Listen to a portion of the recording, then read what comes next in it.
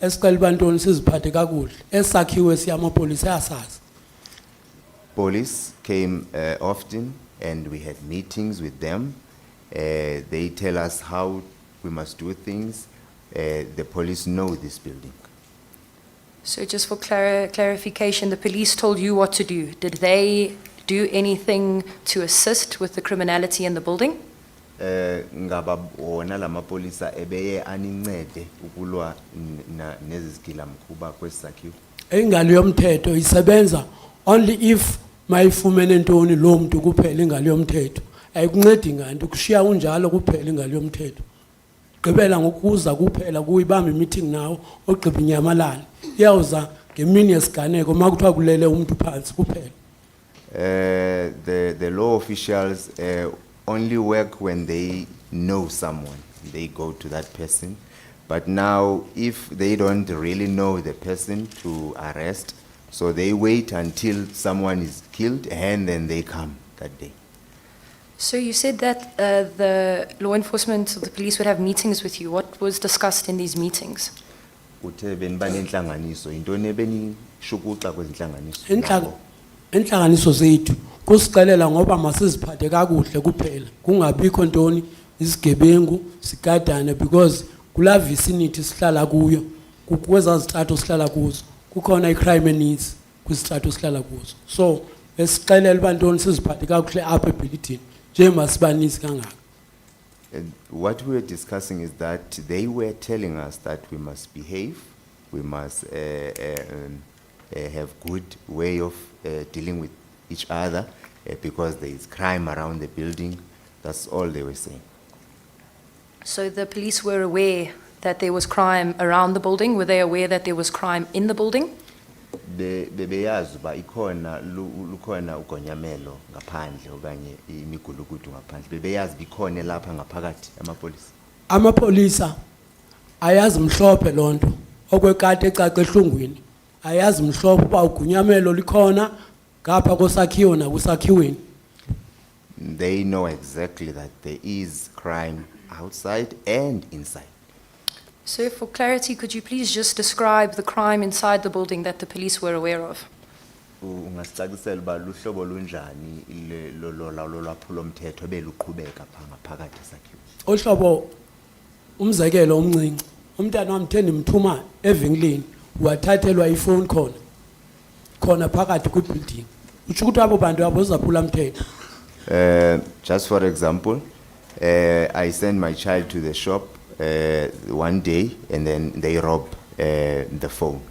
Inside the building. Inside the building. So an example of crime would be robbery. Is there any other examples of crime that happened within the building? Umzekelo osenzele wona umhlengu lo wokukhuthuzwa. Ikhona mhlambe eminye imizekelo yolwaphulo mthetho. Hayi ayikho eminye mhlekazi endiyaziyo ngaphandle kweli umntana wami wathathelwa ifone khona. Kodwa ke uthi ukuthi ulaphulo mthetho ungaba khona umuntu okwazi ukuthatha ifone emntwaneni. Uthi ukuthi lo muntu lo umuntu omdala khona olunyaphula mthetho bese ngalazi nje masiba i500 kula building. I cannot say exactly. I only know the one for robbery. But if a person can rob a child, you can imagine that he can do another unlawful things. As I mentioned to you that we were 500, so I didn't know what is happening to other people. Perfect. Thank you so much, sir. So we're going to be moving to the night of the fire. Please could you describe to the Commission what happened on that evening? Sifuna ke mhlekazi ukuya ngoba busuku bomlilo. Khawusicacisele kwenzeka ntoni ngoba busuku bomlilo. Ngola suku lomlilo.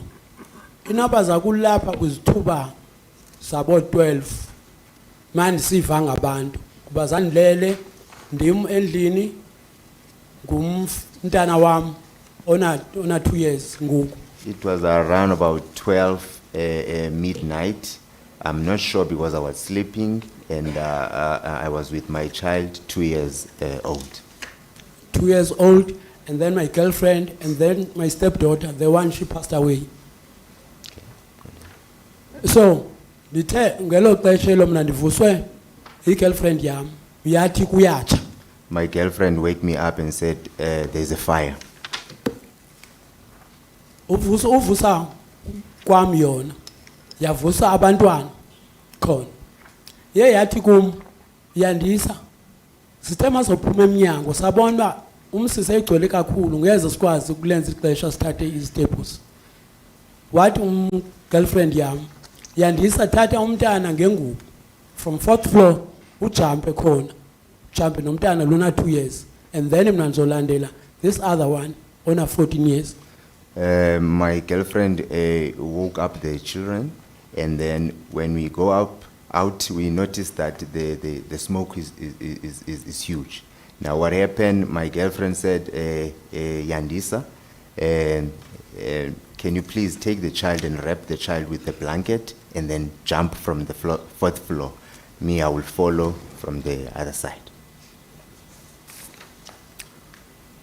Did I jump a 4th floor until ground floor? Nomtana nimbambile khona. I jumped from 4th floor with my child going down. And then walandela yena. Ngithathe umntana ujumpa kwami ndayomgcinisa omnye umuntu across the road.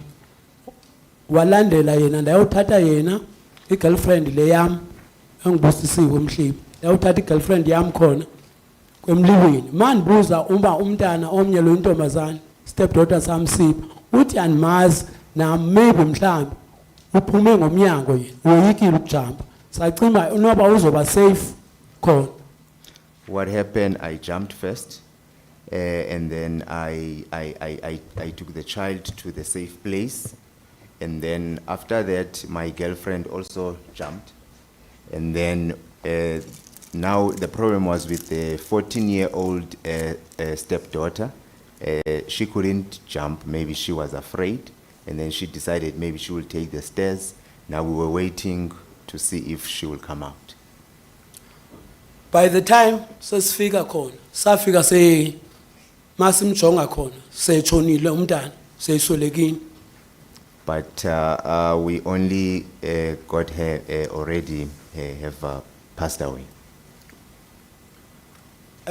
Uthe usweleka kwakhe lo mntwana masisimbona uswelekini sathathwa EMS khona uba masihambe siyasibhedlela siyochekishwa khona.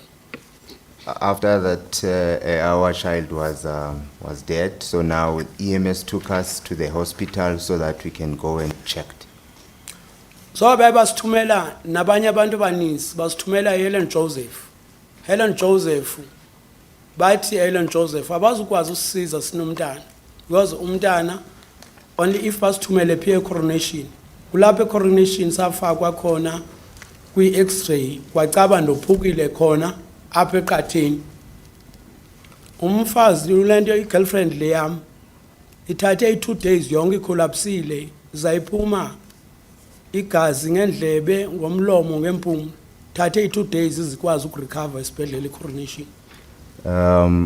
They took us to Helen Joseph, and now in Helen Joseph they say they can't help us because we have a child.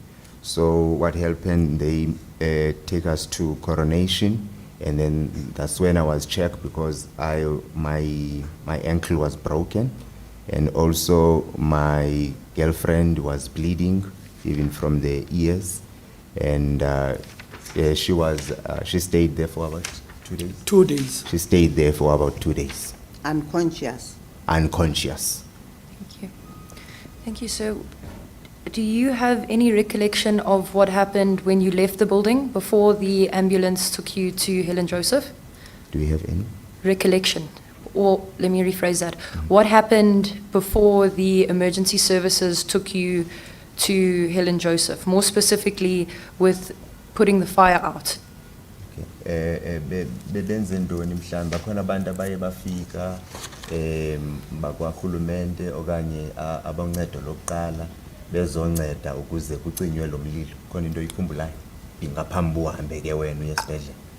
Into endiyikhumbula kakuhle aboncedo lokuqala bafika dala kakhulu aboncedo lokuqala. Abantu abaninzi abatshone khona le batshone kodwa sibabona babasaphila. Aboncedo lokuqala bafika kudala kakhulu. Kwafika ama-security private company sayiphethe ntoni imiphu emikhulu besithi masisuke from away masisuke.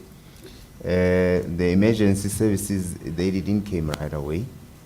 People were still there outside the building, and now only the people I remember who came is the securities with big guns, saying we must move away from the building. So how long would you say you waited for emergency services to arrive?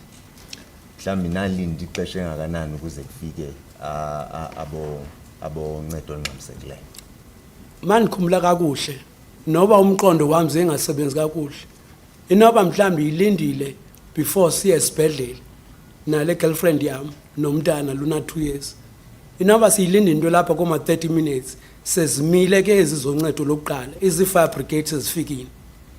I think it's about 30 minutes, even though I was not feeling well. But the fire brigaders were there, standing there. Thank you, sir. So just to clarify, the firefighters were there before the emergency services. Uthi izicimamlilo zafika ngaphambi kwabanye boncedo lokuqala. Izicimamlilo ziqale zafika zona abancedo bokuqala bengakafiki aba beambulance. Yes, the firefighters were there before the emergency service. Thank you, sir. Could you please explain to the Commission what the firefighters did when they arrived? Ngicacishela le commission uba benze ntoni izicimamlilo ezi xa zazifika. Amagosa wezomlilo aqala afika amajonga omlilo alungisa izixhobo zawo ukuze bacike umlilo. They came and then they prepared their equipment before they extinguish. Thank you, sir. Have there been any previous fires in the building before that you're aware of? Ngaba kwakhe kwatsha ngaphambili kwesakhiwo. Hayi akekho omnye umlilo wakwatsha le bingumlilo oqala lo bese ubona kwesasakhiwo. There is no previous fires. It was the first one, this one. Thank you, sir. And then after the fire, did you receive any assistance from the government? Emva komlilo ngabuye wafumana uncedo olusuka kuRhulumente khona uncedo olufumene. Alikho neli1 incedo engenalifumana emveni komlilo kuRhulumente. Neli1 engenalifumana. Not even one assistance. Thank you, sir. Sir, do you have anything that you would like to tell the Commission which you believe is relevant for the Commission to take note of? Mhlambi khona into ohalela uyithetha kule commission ocinga ukuba ibalulekile. iCommission ndihalela iyazi lento lena nje manje ndibuza ngoba amagosa akaninceda ndihalela uyazi ba emveni uba kushone lo mntana usistep daughter sam luna ona 14 kuthema kufuneka into yam-identifya emotion safika safuna i-700 kwathi sa-identify nge-700 umuntu uzayikhona edeep kloof khona sambuza khona uba i-700 mna zoyithatha ngeli xesha nindibona uba ndophukile and andisebenzi kodwa niyandibona uba nto ndiyi-victim yomlilo. You just want this commission to understand that after my stepdaughter died, then we have to go to Deep Kloof to identify her. But when we arrive there, they say I must pay 700 rand. And then I ask them, where am I going to get the 700 rand? Because I'm unemployed and I'm broken, my leg is broken. So I want this commission to understand that I didn't get any assistance from the government. Sir, thank you so much for sharing your evidence with us. Your contribution is greatly appreciated and our heartfelt condolences go out for the loss of your stepdaughter. Siyabonga kakhulu ngokusinika lenkcazelo kwaye sihlungu kunye nani ngokuba nilahlekelwe ngumntwana wakho intombazana. Thank you, Madam Chair, Madam Commissioner. I have no further questions for this witness. Thank you, Ms. Pinda. Advocate Siminya. Mr. Mngandi, we told about a lot of drug peddling and drug dealing in Usindiso. Did you know anything about that? Mhlekazi uMnqandi sikhe seva ukuba bekuthengiswa iziyobisi esakhiwo kushishinwa ngazo. Ikhona into yaziyo wena ngalonto? Mhlekazi wami akho nto endiyaziyo ngeziyobisi kuba mna beningumuntu ophuma njalo ekuseni ehambe ntoni uyokwenza i-recycling. Mna ndingumuntu ozidonsela trolley ndihambe ndiyokwenza i-recycling. Bendisiva ezo zinto only if makufike amapolisa sithi ajonga ntoni abantu abathengisa iziyobisi. I know nothing about the drugs because I only wake up in the morning and go for recycling. But I used to hear that the police were there and they came to check for the drugs. We also share your pain and believe that the country as well shares your loss and your injuries out of this tragedy. Sibuhlungu kunye nawe njengesizwe ngalento ibuhlungu ikwehlele. We have no further questions to the witness, Chair. Thank you, Advocate Siminya. Mr. Kosa.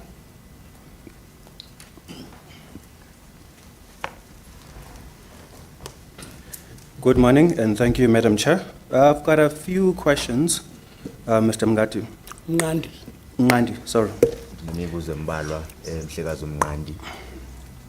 So, in your sworn statement, and as you are giving evidence, you mentioned that you lost your stepdaughter before the fire. Is that correct? Kwingxelo yakho efungelweyo uthe uye walahlekelwa intombi yakho ngaphambi komlilo. Ichanile lonto? Ayichananga mhlekazi wami. Inoba awundivanga. Ndithe umlilo ngesiganeko somlilo. Siganeko the same day, 31 August. Umntana wami besiba yi4 endlini. Dim mama wabantwana bami, girlfriend yami. Umlilo uyosifusileyo endlini. Wathi mandijampe. Dijampe nomntana lona namsonge ngubo lona 2 years. What is this other one yena lona 14 years lo utshonileyo? Wathi nizoza naye, which is yena uye wachoza ntoni aphume ngezitebhisi. Kulapho balahleke khona nonini.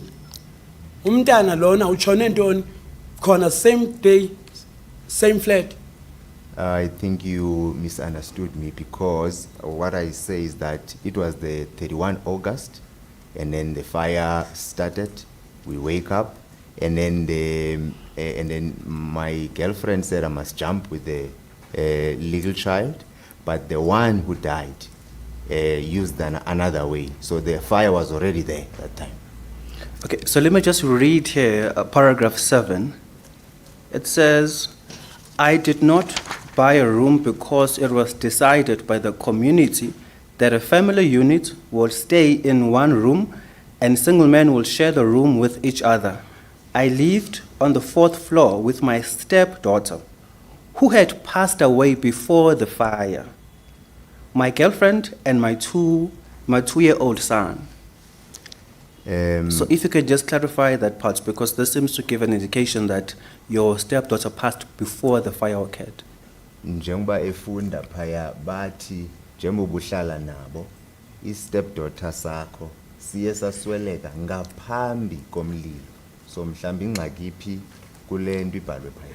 Ingxaki mhlekazi, into ezibhalwayo nezithethwa ngokwefoni azithethwa ngobuso. Even akekho umuntu ongayaziyo kuma official uba umntana wami, even Home Affairs uyayazi bachona the same day. So which is ingxelo missing understanding iphi ikumuntu obhalayo njengangoku ifani yami nethi ngumgadi ndingumnqandi. The problem lies with communication because this was happening via the phone. So it could happen that the person was listening and write it wrong, just as you pronounce or you write my surname wrongly. You said I'm Gadi, but I'm Ngandi. It could be the same. Thank you. Okay. So my next question is about the issue of the campaigns that took place, the political party campaigns that took place. You've said that officials came to campaign for elections, before you moved into the building. And then again, political parties came to campaign at Usindiso, is that correct? Yeah. Funubuza ngalento yoku campaign bebesiza ngokubenisa emaXhoseni baphinda beze nangokusenise sakhiwe. Bebesiza abantu bezo campaign sahlala ku squatter camp before we move in to the building. Besiza bezo campaign makufuneka kuba campaign. And then sapisa ka sachelwe emaXhoseni zange benze nothing kwacha yaphela yonke imikhuku baye basinika ntoni by that time basinika amazinga amadala abawathatha e-JMPD so bebesiza mabe-campaign. So they used to came, and I remember before in a Makloseni squatter camp, there was a fire, and then they came. What they only did, they give us some zincs so that we can rebuild, but those zincs were old ones from another place. So, the members of political parties who came at Usindiso for political campaigning, do you know if they were officials or employees of the city of Johannesburg? Aba bebesiza bezokhangasa eUsindiso ngaba ngamagosa kahulumende okanye mhlambi ngabantu abathunyiweyo bapha esixekweni. Abantu mhlekazi ngokwazi kwami bebesiza ngamagosa kuba nalamagosa lana siyawabona kuba mayikhankasa kushiywa thina singasebenziyo kuthathwe bona aba basebenzayo bazokhankasa apha kuthi kodwa siyamazi ba usebenza phi ebuhulumenteni. Abaphi abangasebenzi? Andivanga Abaphi abangasebenzi? thina kaloku asisebenzi Kuthathwa abasebenzi. kuthathwa aba basebuhulumenteni abantu siyabazi besibabona njalo khona sibazi ba basebenza ebuhulumenteni bezocampaign athi apha kuthi kodwa sibazi ba bayasebenza ebuhulumenteni. So busy officials amahulumende. Yes, they were officials. They take those who are employed in government, they use them to come and campaign to us. National government, provincial or local government? Ngophi lo khulumente ngokwazwelonke okanye ngowalapha ephondweni. Ngingatsho ubuni wazwe lonke. National government. Thank you. officials. Last question. In your statement, you say you woke up around 12 a.m. when the fire started. Okugqibela nje uthi uye wavuka pha ngabo 12. Mhlekazi njengoba ndikuxelele ndithi mandicinga ixesha inobe bekulapha koma 12 ndingazange ndalijonga ixesha ngaloo mini leyo kodwa abantu endiva ngaba abantu bona sebengalilanga bathi inoba yenzeka around 12 nami ndithi inoba mhlambe bekulapha around 12 because lalala bekulapha koma 10 I think benilapha koma 20 hour nento bendilela lapho kwaqala khona umlilo khona. Yes, I'm not sure about the time, but it was around 12 because the people told me that it was around 12. What I remember is that I go to sleep around about 10 o'clock, and then after an hour or so, and then the fire started. Okay. From your estimation, how long do you think it took you to escape from your 4th floor to downstairs?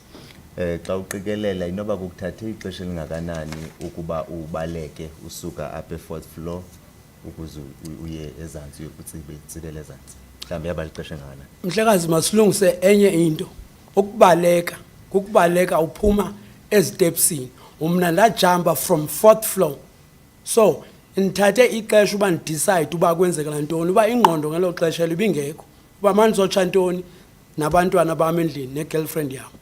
Ndithathe mhlambi about 5 minutes ukuthatha i-decision uba what must I do now because isimo sinje kuba iflat ndayibona uba inomlilo wonke noba about 5 minutes that wathi umama lo kwamhlala naye girlfriend yami yathatha umntana umsonge ngengubo ujambe naye from 4th floor until ground floor walandela naye.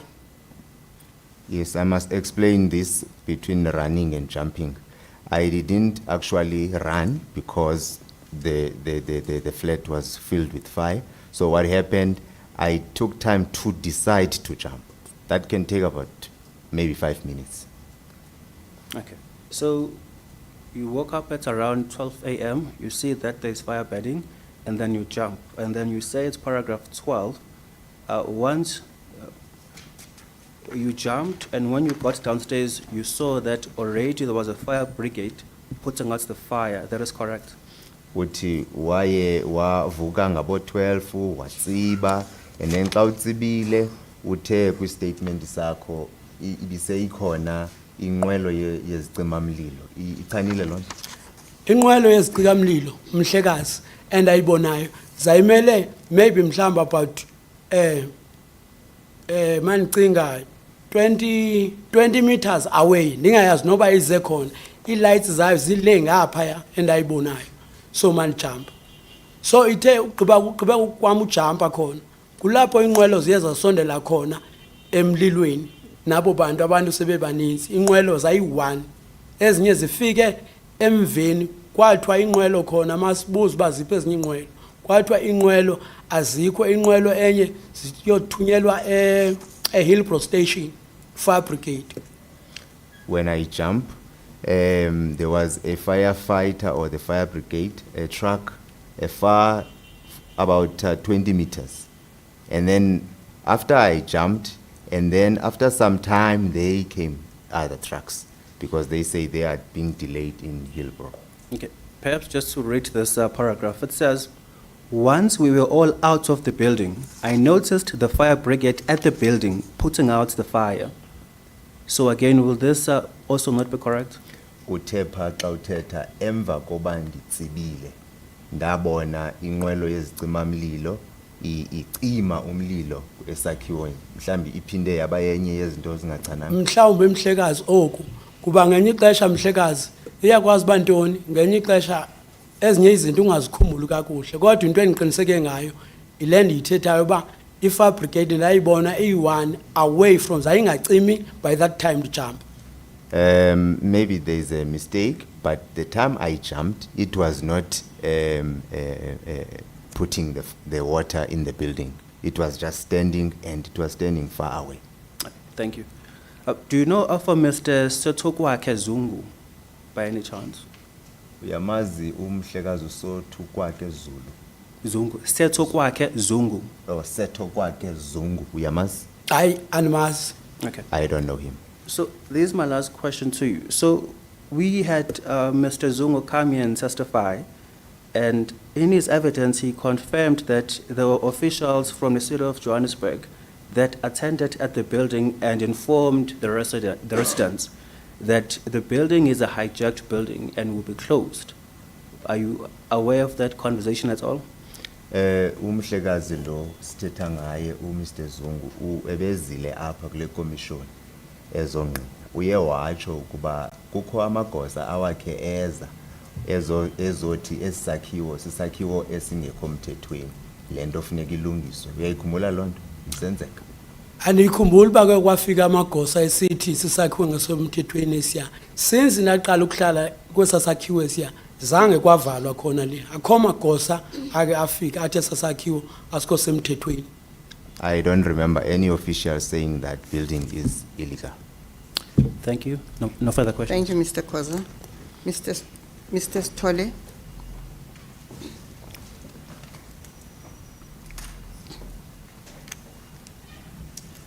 Thank you, Chair, Commissioner. Perhaps just one question, if I may, of clarity. Yes. Mr. Mngandi, the people that may have come to the building to either campaign, which then includes the police who have come to say maybe this is how you should conduct yourself and so on.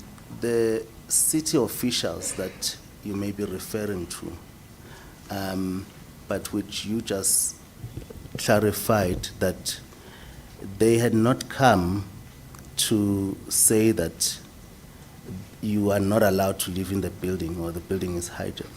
Is there any other reason besides campaigning which you may be aware that the city officials had come for in the building?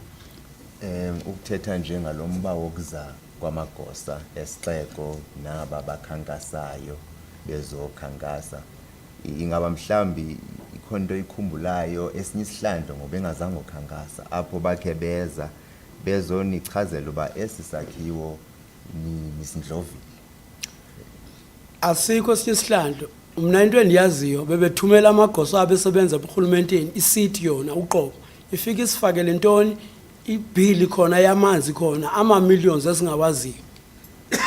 So what What I remember is that they know us. They used to come and even help us to put the bill inside. Correct. Okay.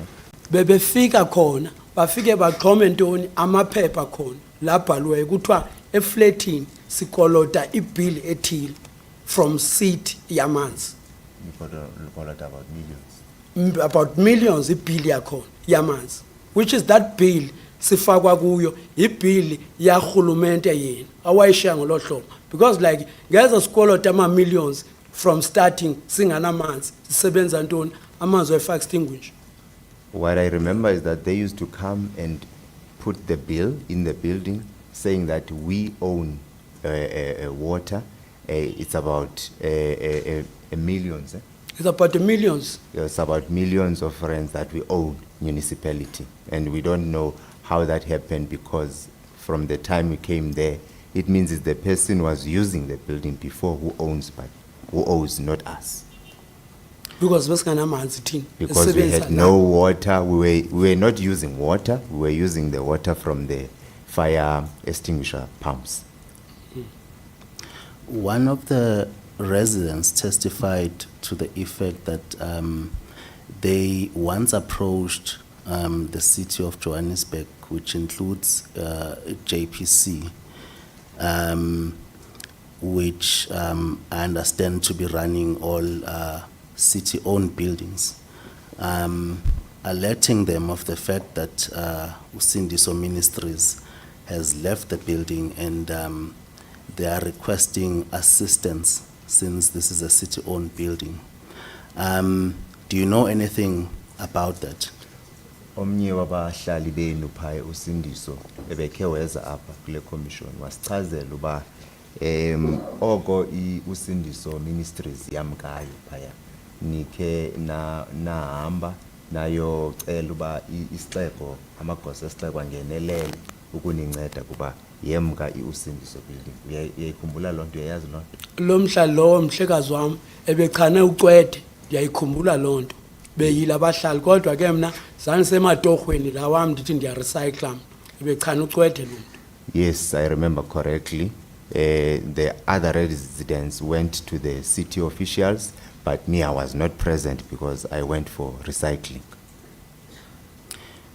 Now, to your knowledge, when these notices are plugged on the wall or being brought by the city officials to the effect that the building is owing certain amounts and so on in water and electricity, do you know if any of the residents, especially the committee leaders that you may have elected, were able at any stage to then approach the city with those notices to inquire about them?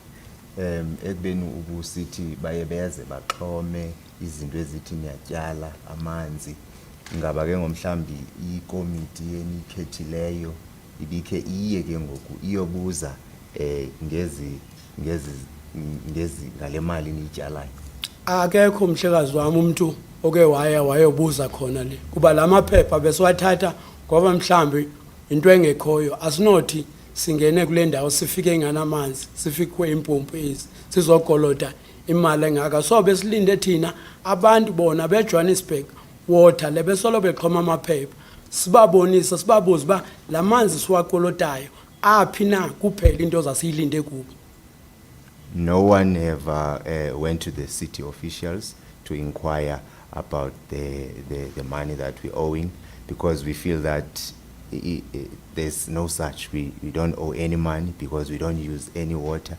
We were waiting, I mean, we don't use water from the normal pumps. We use it from the fire extinguishers pumps. So we were waiting for them to come again so that we can engage with them. Thank you, Chair. I have no further questions. Thank you, Mr. Stwale. Ms. Pinda?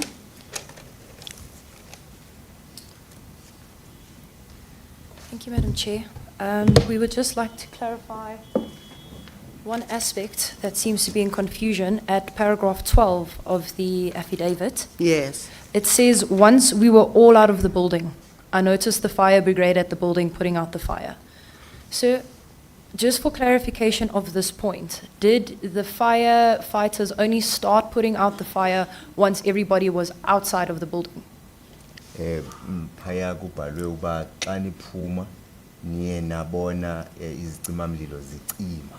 So sicela nje usicacisele uba yenzeke njalo na besezicima ngoku nifike ezantsi nitsibane okanye bezingekacimi. There was no way if firefighters bezinocima ngelaa xesha because ngesaa sikhathi esiyandijampa mna ndijampele kwi-entrance yakhona so bengacinywa mlilo ngeso sikhathi eso. Ngeso sikhathi ezo besezimile ezinye zimele away from me bengacinywa mlilo. They only started ukucima umlilo apho babone khona becinga babona imajority yabantu iphumile kanti akuphumanga mntu. Some of the people bafumaneke khona from 4th floor bebambelele ezinsimbini kulapho bezobona khona ba kukhona abantu. No, when we jumped, they were not putting water. Putting out the fire. They were not putting out the fire. They were just standing far away because they were waiting that to see if everybody's out, and yeah, so there was no one. Okay, thank you so much for that. Thank you, Madam Chair. Thank you, Madam Commissioner. Yes. May I request that the witness statement be admitted into the record as NRF 28? It is so admitted. Thank you, Madam Chair. Thank you, Mr. Mngandi. Mngandi. Yes. Nkosi Mhlekazi uMnqandi Ndiyabulela. For coming to give evidence before this commission. ngokuba uze wazonikela ubungqina phambi kwale commission. We offer our condolences for the loss of your stepchild. Sililisana nawe ngomntwana wakho oye watshona. You may step down as a witness. Ngehla nje ngengqina. Ndiyabulela. Thank you.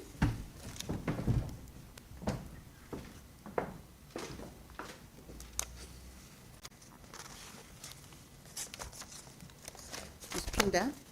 Thank you, Madam Chair. We have our next witness that we would like to lead, but we will just take direction from the Commission if now is a convenient time to convene for tea, or if we can call our second witness. Yes, I think it will be convenient to take a tea adjournment of 10 minutes.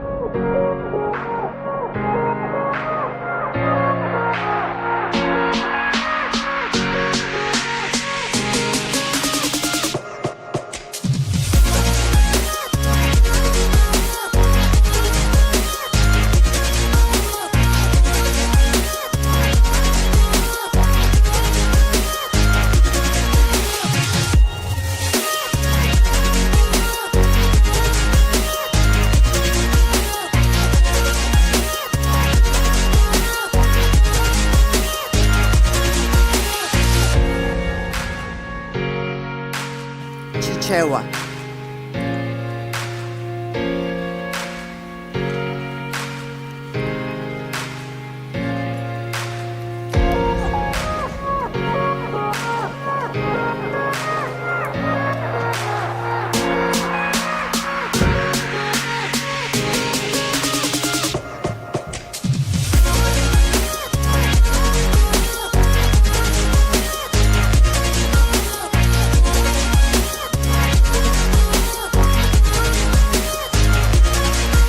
Advocates Mini.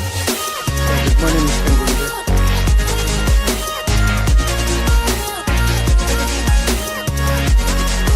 Even in my language, Ngulube sounds familiar. Please give us your full names. akuti ngakhale muchiyankhulo yawo mbuwero ndifuna kuti ngantati muwapatse dzina loko mayina onse. Just speak a little up, Mr. Interpreter, so that those who are listening can follow.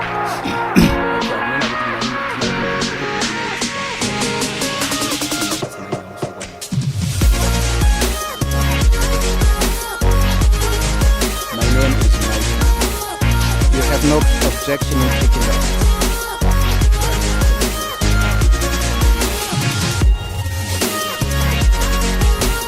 No. Do you swear the evidence you're about to give us will be the truth and nothing but the truth? And if you do, please raise your right hand and say so. Kuti mukuvomera kuti umboni umene mukupereka kukhala choonadi choonadi chokhacho ngati ndi choncho mukweza dzanja lanu lamanja muone kuti ambuye muthandize kunena choncho. Yes, agrees. The witness is sworn in, Chair. Thank you, Advocates Mini. Ms. Pinda. Thank you, Madam Chair. Good morning, Mr. Ngulube. Madzoka bwanji Mr. Ngulube. Morning, Tazuka Banzo. Morning. Mr. Ngulube, what do you do for a living? Ndi chani chimene mmapanga kuti musamale moyo wanu? Ndimagwira ntchito. I am working. What do you do for work? Ndi ntchito yanji imene mukugwira? Ndimagwira ntchito ndimagwira ntchito ku company nake ndimasevisa lift, like lift technician. I work for a company that services the lifts. Services the lifts. Yes. Thank you. How and when did you come to live at the Usindiso building? Munapezeka bwanji komanso ndi liti limene munabwera ku Usindiso building? Usindiso ndinabwera sindikumbukira bwino chaka chake koma nthawi ya corona zinthu zitavuta.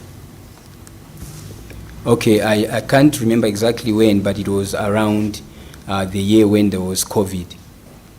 The lockdown. So just to assist, you said in your statement you made the decision to move into the Usindiso in or around 2020 when the COVID-19 pandemic started. Ndikuti mukufotokoza kuti munafika nthawi imene COVID itayambika. Yes. Yes, madam. Thank you. What floor were you staying on in the building? Makhala floor number ja. Makhala first floor. He was staying in first floor. Staying on the first floor. So who were you staying with? Makhala ndi ndani? Poyamba nitamuva ini napeza nzanga amene ndimakhala naye. So before atatuluka then makhala ndeka. From there nazaitana mkazi wanga amene ndimakhala naye. At first I was staying with a friend, but then when he moved out, then I had a girlfriend that I was staying with. My wife, not a girlfriend. His wife, he was staying with a wife, not a girlfriend. Thank you. And Big then, sir, was it just you and your wife staying in that room, or was there anybody else staying with you? Kodi mnali inu nokha ndi mkazi wanu kapena panalinso wina wake amene mmakhala naye? Makhala ndi mkazi wanga ndi mwana. I was staying with my wife and a child. Child, how old was your child? Mwana wanu anali zaka zingati? 1 year, 4 months. 1 year and 4 months. 1 year and 4 months. Thank you. And just for the record, was it a boy or a girl? Come again? Was the child a boy or a girl? Kodi mwana anali wamuna kapena wamkazi? Anali wamkazi. It was a girl. Your daughter. Thank you, sir. So, how much were you paying for rent when you moved into the Usindiso building? Malipira ndalama zingati rent? Rent poyamba nitawapanga move ini malipira 1,500. At first I was paying 1,500. And then you said at first, did it decrease? Did it increase? Mwanera kuti poyamba malipira 1,500. Inakwera ntengo kapena inatsika? No, after nitakhala it was like a 6 month. mwene wake anaza mwalira pangozi ya galimoto, so nazasiya kulipira lende mukhala. After I stayed for about 6 months, the owner of the room died in a car accident. Then after that, I stopped paying rent. Okay, so just for clarification, you were paying 1,500 rand to the owner, the person who owned the room. Kuti amvetsetse malipira 1,500 kwa mwini wa room? Yes. Yes. Perfect. Thank you so much. So when you moved into the Usindiso building in and around 2019, 2020, just before the pandemic, how would you describe, how many people were living in the building? Kodi ni kufika kwanu mene mutafika mu Usindiso building chaka cha 2020. Ndi anthu angati mngati mukumbukira kuti amene amakhala mu Usindiso building? No, nalibe sure choti nthawi zambiri makhala zoti tili kunja. I'm not really sure because most of the times I was out. You were out. Okay. So how would you describe the inside of the building? Mungafotokoze kuti mkati mwa building mmaoneka bwanji? Mungafotokoze. Building yathu omwe timakhala Usindiso house. First floor omwe timakhala ine kunali bwino, kunali mabagla kuno bwino. Ngakhale mazi timagwisa ntchito mazi a fire station awa. Okay, where I was staying on the first floor, the building was looking nice. We even were using water from the fire extinguishers. We had even burglar doors. So, yeah. So that was just the first floor. Could you tell the commission about the other floors? Ababa mafotokoza za first floor imene makhala. Kodi mungauza commissioner za ma floor ena? Kunena za ma floor ena nditha kunama choti nalibe nazo attend kwambiri za ma floor ena, and since ndakukhala menemo ku fourth floor nafika ko kamozi. About the other floors, I will be lying because I never really had time to go. I only went to the fourth floor once, so I can't really tell about the other floors. Not a problem. So well, if you've gone to the fourth floor once, could you explain the fourth floor to the commission? Ngakhale mukuti munapita ko kamuzi kwa ku fourth floor, mungafotokoze kwa commissioner kuti nali bwanji? Ku fourth floor kudali kwa bwino kwa clean, ma room ena ake anali ndi background bwino, ena analibe. According to him, the fourth floor was clean. It was nice. Even some of the rooms had burglars. So fourth floor, according to me, it was nice. Thank you, Mr. Ngulube. You testified in your statement. You say that there were burglar bars and gates on some of the rooms. Why was that, sir? Munena kuti ma room ena nali ndi ma burglar. Sisi kusema ya chifukwa chani zinali choncho ma room ena. Kuika mabagla inali security yathu ya nyumba kuti muntu akhale safe. Burglar doors, it was a personal decision of you wanting to secure your room. Did you feel safe in the building? Kuti mmaona kuti mnali otetezedwa mu building? Yes. Yes, ma'am. Sir, could you please tell the commission the time you moved in if there was electricity? Kodi mungafotokozera commission time imene mmalowa kuti panali magesi? Yeah, hapo mwendi malowa building mu napeza muli magesi. Yes, when I came in there was electricity in the building. So, when you moved into the building, was there clean running water? Kodi time imene mafika madzi analipo clean? Momwe nanenera kuti pomwe mafika nasapeza still mu madzi amene takugwiritsidwa ntchito ndi ama fire. Like I said in the beginning, that the water we were using was from the fire extinguishers. In your statement here, sir, you said that you used a communal tap, which was situated in the corridors, and then sometimes water from the fire hydrants. Could you just explain that? Yes. Mu statement yanu mwanena zono kuti mayuza ma tap amene amayuza anthu ambiri ma corridor komanso ndi ku fire extinguisher mungafotokoze? Yes, because ma pipe anali ma main pipe ochokera pasi kupita kumwamba a fire extinguisher ndi makala amapanga ma join mapangira ma fire extinguisher ma pipe ndi tape inangochitwa kupanga join mazi omwe timagwisa ntchito kuma still mwana ali mazi ochokera mu main pipe ya fire extinguisher. He's saying yes, the main thing was that the water was coming from the fire extinguishers, so people would join from the same fire extinguishers and, branch off like tapes, but it was coming from the fire extinguishers. Okay. So just to understand, the fire extinguisher was the main source of water, and then they would lead, let's say, pipes or some form of connection to another room. Where would they lead the water to? kodi ma connection amene amachokera ku fire extinguisher amapita nawo kuti amakalowa marumu kapena amasiya pati pa ma connection amapita kuti amaika just pa public kuti wena usazigwisa ntchito pana just a sink limazipate. they were just putting in a central place for everybody to come and use. It was not in the rooms, but in the central place. The They were corridors. just putting sinks in the corridors. Thank you. So then just to understand this, was this the only source of clean running water in the building? Kodi madzi amene anali pa clean mu building anali omwewa amene amachokera ku fire extinguisher kapena panali njira ina. No, anali omwewa basi. This was the only source of clean water in the building. Mr. Ngulube, could you please tell the Commission the situation with the toilets? What happened? How would people use the bathroom? Was there a good refuse system? If you could just explain that to the Commission. Nanga mukafotokoza bwanji za ma toilet nthawi imene inu makhala mu Usindiso building kuti kodi ma toilet amagwira ntchito bwanji, anthu ama zinthu zinyalala mataya bwanji, ma toilet mukafotokoza bwanji zinali bwanji? Ma toilet timagwisa ntchito ma bucket ukaflacha manzi, timagwisa ntchito ma bucket. Ma dustbin wina aliyese anali ndi akagwirisa ntchito anali ndi plastic dustbin lomwe panja pa Usindiso building panali main dustbin ya municipality yomwe munthu ukapanga zinthu zako matenga ukataya kuti makataya kumene. Okay, he's saying that when it comes to flushing, they were using buckets to flush the toilets, and then the refuse, everybody had a small bin by their room, and then they will go outside by the main dustbin. Everybody will go and throw in their refuse at the entrance. The refuse as in, so just to understand, were the toilets working or did you have to use the bucket? Kodi ma toilet amagwira ntchito mmene magwisa ntchito ma bucket kuflasha, ma toilet amagwira ntchito? Yes, ma toilet just magwisa ntchito kuthira mazi koma ma toilet anali kugwira ntchito koma anali Yes. just mazi.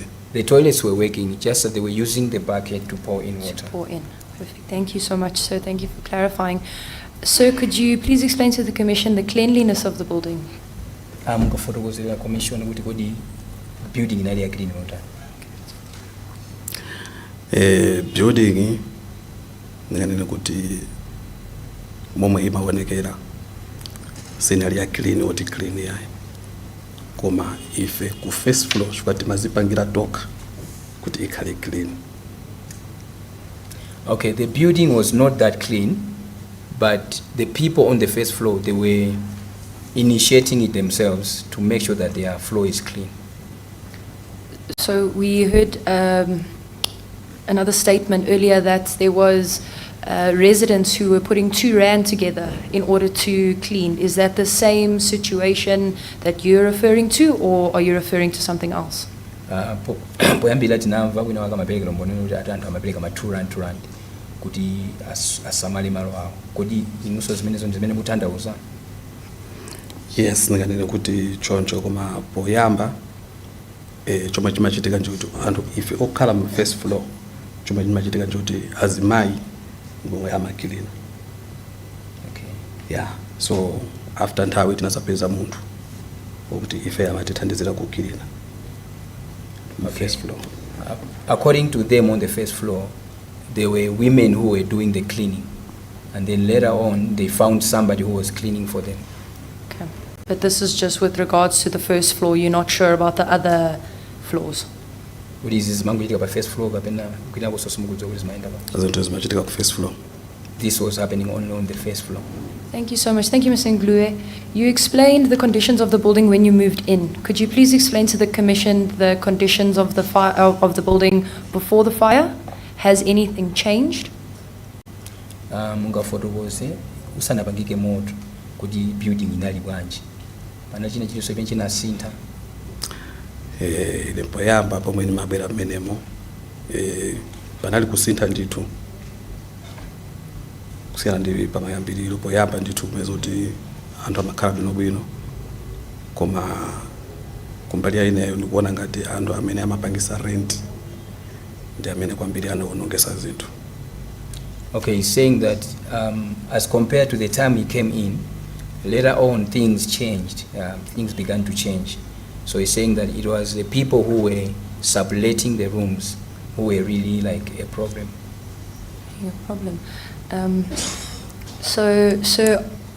Before the fire, would you consider the building safe?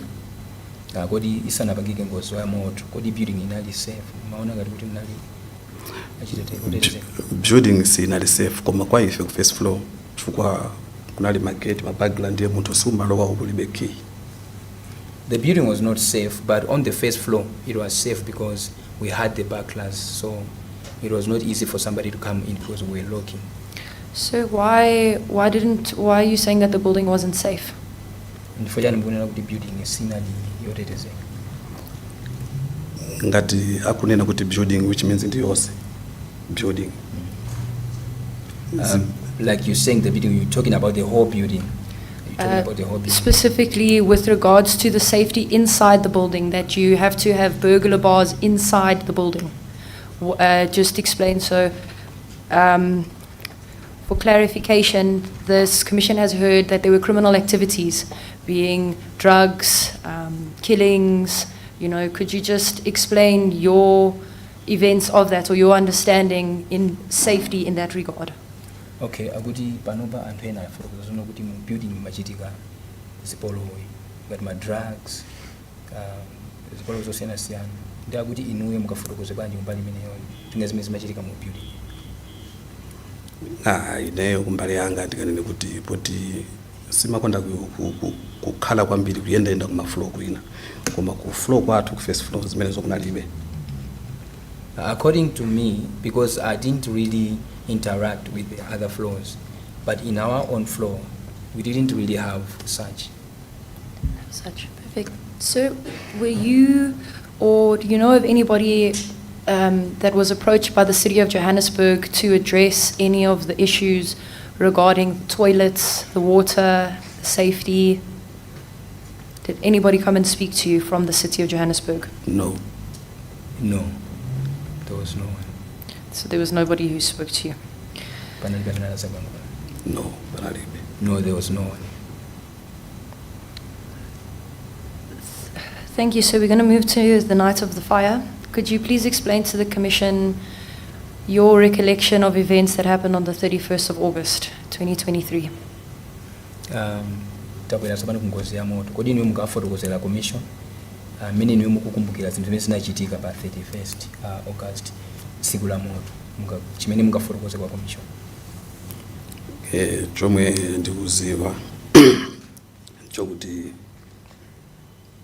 kunalibe magesi, inali nthawi yokuti load shedding ikutenga nthawi yaitali. Okay, what I know is that what I remember is that we had no electricity and we had stayed for some time without electricity. So chomwe chinachitika unali madzulo ndithu up to paningani kuti chama 6 o'clock magesi ajanali asanabwere. Then ine ndinazanyamuka kukagula chakudya choti tidye nyumba. Then inapita kukagula chakudya ndinabwerera. After nitabwerera chinadya chakudya chicha. Okay, as far as I remember, it was up until 6 p.m. There was still no electricity. So I left my room, I went outside to go and buy food. Then I came back into the building. Then ndabwera nadya chakudya chicha ndikugona. So after I ate the food, I slept. Koma sindagone nthawi imeneyo chifukwa chokuti kamwana kanga kamakonda kusewera kwambiri. Kamakona mwina past 10. So I didn't really fall asleep because my child was always staying awake up until 10, around about 10. Yeah. So titagona ine ndali ndagona tose kupeza kuti sindikuziwa bwino nthawi choti nthawi sinayang'ane nkazangana ndizuza kuti akuva phokoso. So it was after we slept that after some time then I heard my wife waking me up and saying that I'm hearing noise. So ntazuka sonane namva ndi phokoso lokuti khala ngati mabotolo, I think anali ma glass, phwanya kwa ma glass, ma windows. So when I woke up I also heard the noise and the noise was like glasses were breaking. So those were windows breaking. After ntazuka nali ntangovala short pant and napita kukhomo kukasegula kukhomo kuti ndione kuti chichitika ndi chani. So I was just in my boxer, and then I went to the door and opened the door to see what is happening. After ntasegula chiseko naona zokuti mu passage mu corridor muli moto, so ndi usi wokawoka. So after I opened the door, I noticed that in the corridor there was fire and there was smoke all over the place. So naseka chiseko Then I closed the door. nabwera sonkati I went back inside. napita kukamuuza mkazi wanga kuti building ikuyaka. Then I told my wife that the building is on fire. Ndi pamene mkazi wanga anangonyamula mwana kulowa corridor. Then my wife picked up the child and then she went into the corridor. Poti ineyo ndinali ndisanavale ndapita kukhomo ndikukaseka kukhomo ndikubwerera nyumba. Because I was still undressed, so I went and I locked the door. Ntaseka chiseko chifukwa usiso umalo wa nyumba. Because I closed the door because the smoke was also coming inside. Then natenga kafoni kanga kuyang'ana malaya ndikuvala malaya. Then I reached for my phone and then I started dressing up. After nitavala natuluka nasegula chiseko kuti ndizituluka. Then after I was dressed up, I opened the door trying to go out. Koma nabweraso nyumba chifukwa chokuti nati singapite kunja ndisanasiye passport yanga ya Islamu ndi passport ya mkazi wanga plus birth ya mwana zomwe zinali nchikwapa. But I came back inside because I realized that I had left my passport, my wife's passport, and the asylum, and then the birth certificate for my child. So naseka kukhomo ndikubweraso nyumba. So I went back inside. Ndikukatenga chikwama ndikuberekera chikwama. I carried my bag and I put it on my bag. It was just a small bag. It was just a small bag. So natuluka. Then I went out. Ndangotuluka pafupi chonje pa lomu yanga pomwe panali tape ya mazi. So when I went out, just not very far from my room, there was a tap of water. Kumaso panaliso ndinganene kuti shaft cha lift, panali passage corridor yopitira ku balcony. So it was also close to the lift where there was a way leading to the balcony. Kumaso pa koma panali ka DB box kakang'ono. And then there was on the wall a box of electricity, a small box of electricity. So nthawi yomwe ndangotuluka kufika pamene paja ndi nthawi yomwe I think magesi aja amabwerera. So at that moment when I just went out, that's when electricity came back. Kupeza zokuti box lija linaphulika and linanditenga ine kukanita ya corridor pomwe kunali kufupi ndi ku balcony. So that box, that electrical box exploded and then it threw me into the corridor. Ntagwa pamene paja nalibe china chilichonse, chikwama changa cha passport chinatayikira pamenepo komanso ine ndali kuti zovala zanga zangambika komanso ndali ndikuyaka moto nthawi imeneyo. So at that time I lost my bag and then I also caught fire at that time, at the same time. Mama inathawira ku balcony, tangozuka ndathawira ku balcony. Fortunately I got up and then I ran into the balcony. Ntangofika ku balcony, khomo loyambirira panali wina wakati mati Tando, yeah. So when Tato, I arrived Tato. at the balcony, I found this person called Tato. Anali nyumba mwake koma boti kuma main doors kunali moto, corridors kunali moto. Koma ine napita ku balcony pomwe Tato amalira ndi family yake yose nyumbamo. Akulira kuti ndimthandize. So when I went to the balcony, when I met Tato, they were crying, all of them with the whole family. They were crying that I should come and help them. Anali mkati mwa nyumba mwawo koma maoneka pa window. They were inside their room, but you could see them through the window. So nalibeso choti ndikachitika mutu wanga so sinali kukira bwino koma chomwe ndinapanga choti ku balcony kuja kunali chintengo chomwe chinali pafupi ndithu ndi balcony. So there was nothing I could do to help them, but in the balcony there was also a tree that was very close to the balcony. There was a tree. Then najumpira mchintengo moja kusikira pasi ukafika pasi. Then I jumped into the tree, and then through the tree I could go down. Ndafika pasi pezoti panali nthawi imeneyo ndali kuti mafaya atafika kale, maambulance alipo kale, koma space yokumwe ine ninasikirako kunali pataliko ndithu ndipo mwana anali mafaya. By the time I got down, the fire workers and the ambulances were already there. But from the side where I landed, it was a bit far from these fire workers and the ambulances. Koma mwamwayi chifukwa chokuti nthawi zambiri foni imakonda kuimaya mula mmanja, foni yanga sinataye. So fortunately, I still had my phone. So chinthu choyamba nditangofika pasi ndakuti ndafika pasi. The first thing I did when I just landed, chifukwa chokuti timagwira ndimaziwa zoti kuntchito kumagwirirwa ntchito makhala pa ntchito amagwira pa standby. Koma kuntchito komwe ndimagwira kuti ndimagwira ntchito pa standby. okay. Yes. So where we working, we work as standby, standby. Standby. So ndimaziwa zokuti anytime, which means pali ma driver ena amagwira ntchito usiku like emergency, which means are around. So I assume that there should be drivers from my company who are around this area. And naesa kupanga contact one of the mozi wa kuntchito. So I tried to call one of the colleagues. Koma mwamwayi anapanga respond fast. And fortunately, he responded immediately. So now zokuti ndapsha tatumiza the driver mozi andinyamira kuchipatala. So I told him that I've been burned. Then can you please send one of the drivers to take me to the hospital? Koma mwamwayi kunali kuti nthawi imeneyo driver mozi anali pafupi ndithu ndipo mwezi zinachitikira zinthuzo.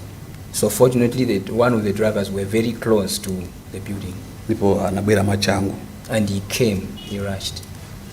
Atabwera momwe atationa chika ndafika pasi panabwera ma security aku Elangeni Garden, ma neighbors amene ananditimisa ndi fire extinguisher. From there nanena kuti ndikuva kutentha kwambiri. From there ananditengera pa main gate. So fortunately, when I landed, it was the security people from Elangeni building, just almost opposite. They are the ones who helped me. They put off the fire. So they started helping me. So anandithira mazi plus driver uja naye anandithandiza kuthira mazi. From there driver uja nanena kuti singakutenge momwe ulilipo. So after putting off the fire on me, the driver refused. He said, I can't take you the way you are. And anafona so back to office kuti munthu momwe alili nesingamtenge chuka amwalirira muchira. So the driver called the office and said, I can't carry this guy because otherwise he will die on the way. Umaso kuchipatala akatenga nthawi kuti akampange assist. And the hospital may take time to assist him. Ndiye poti panali maambulance atabwera kale koma anali another sign ndiye choma chinachitika kuti ananditenga kupita nane ku ambulance. So because the ambulances were already there, so what they did is they took me and they took me to the ambulance. Ndafika kumene kuja ndikomwe anandika oxygen. Ndikuziwa zoti mawu omaliza amene ndinanena ndafika mu ambulance ndinanena kuti andibwereke phone for not phone yanga ndali nayo koma nangu paisika ndi nangu nena mawu kuti andibwereke phone ndifone cousin wanga. So I remember when they took me to the ambulance, the last word I remember I spoke to them was that I was asking them to borrow me a phone. I already had a phone, but I was asking them to borrow me a phone because mama, I was confused. So anandipasa phone and ndamfonera cousin wanga kumuza kuti ndavulara building yomwe makara yapsha. Then I called my cousin using their phone, informing him that I'm burned because our building is on fire. Kuti apange follow up number yomwe ndikubirisa ntchito kuti akupita nane kuti. So that she could, is it he or she? Cousin. She. So that she could follow up, he could follow up on me after they take me to the hospital.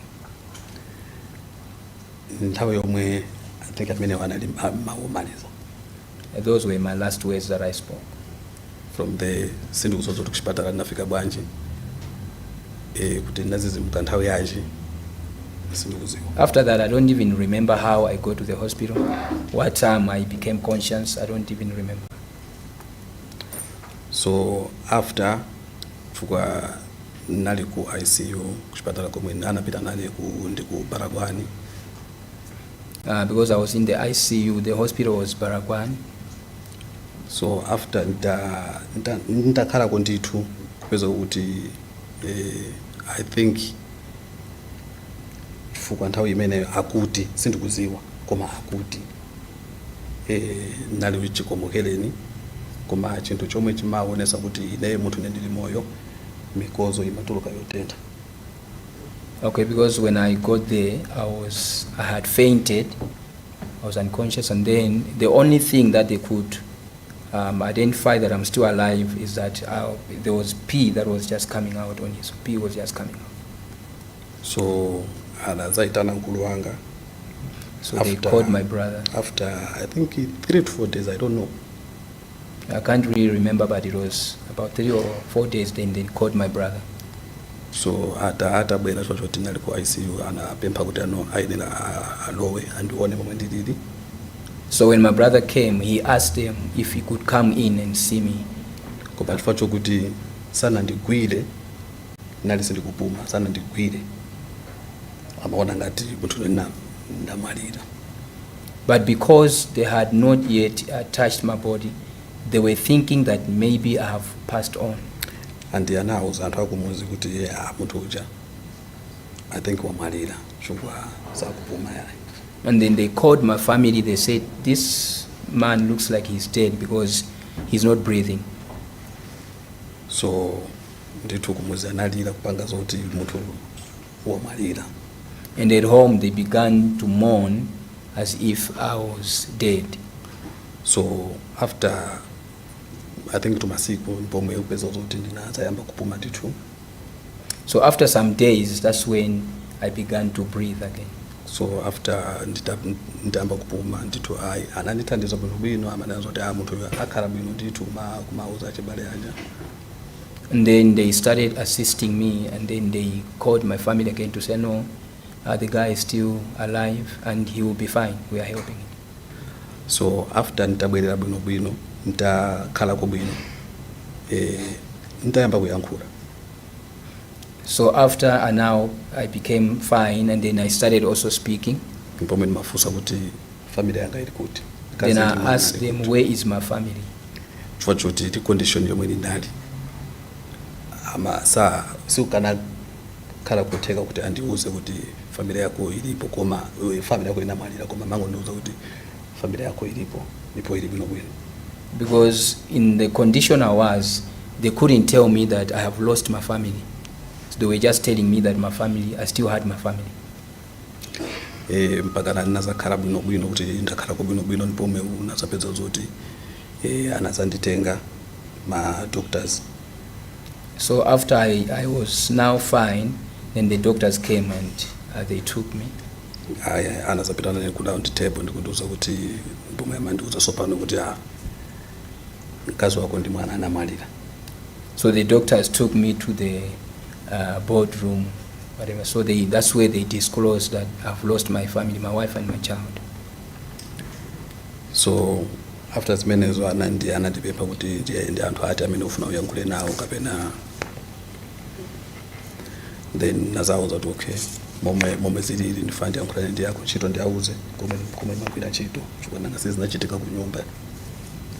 So then they asked me, so in this case, who do you want to speak to regarding the situation? So I told them that I would like first to speak to I want to call my workplace and tell my colleagues and my boss what has happened. Anandipasa phone nayankhulana nawo anawuzaso iwo kuti no munthu uyu anavulala ndipo waluza family yake. Of course I think anali akuziwa iwo kuti zili choncho koma kuchokera kuchipatala komwe nalini anawuzaso. So the doctors themselves also, they called my workplace and they informed them that this guy has lost his family. Kuchokera pamenepo abale anga chifukwa nali still mo ndili konkuja kuchipatala abale anga anayamba kuyendesa za mwambo wa maliro ndili kuchipatala kumafunafuna mamochale chifukwa ndo ndingasi zinthu zinali zosokonekera ndiye kuti apeze bwino analipofuta koma anayamba kufunafuna chinthu cho munthu woyamba amene anayamba kumpeza anali mwana. Okay, so then my family began to look for the bodies of my wife and my child. They went to different mortuaries. And then finally the first one who was discovered was my child. Manayo anampeza ku Helen Joseph koma anali asanapye anangomwalira ndi smoke. Okay, so they discovered my child at Helen Joseph, but my child was not burnt. My child died of smoke. So mkulu wangayo anapanga confirm china chilichonse kuti ndi mwana wake ndithu anampasa I think mapepala chukwa ine kunalibe. So my brother went to confirm everything that it really is my child, and then they did a paperwork because I was not there. It was my brother. Ndi anali ndi mkulu wangayo plus amayi yake ankazi wangayo ndi abambo ake ndi amayi yake khala ngati anthu atatu. So it was my brother, my wife's mother, and then his mother and his father. His mother and his father. So they were like about 4 people. Yeah, 4 or 3. Sikuzo kunobino koma amene ndi alapanga zimenezo khala ngati panali mapepala ndithu amene anapasa kupanga confirm kuti mwana waja upezeka andi mwana ndi wawo. So they were given the documents to confirm that yes, this was my child who passed on. So anapitirira ndithu chifukwa choti mkazi sanali kupezeka anakapanga ma DNA test. So because they couldn't discover the body of my wife, so they went on to do DNA test.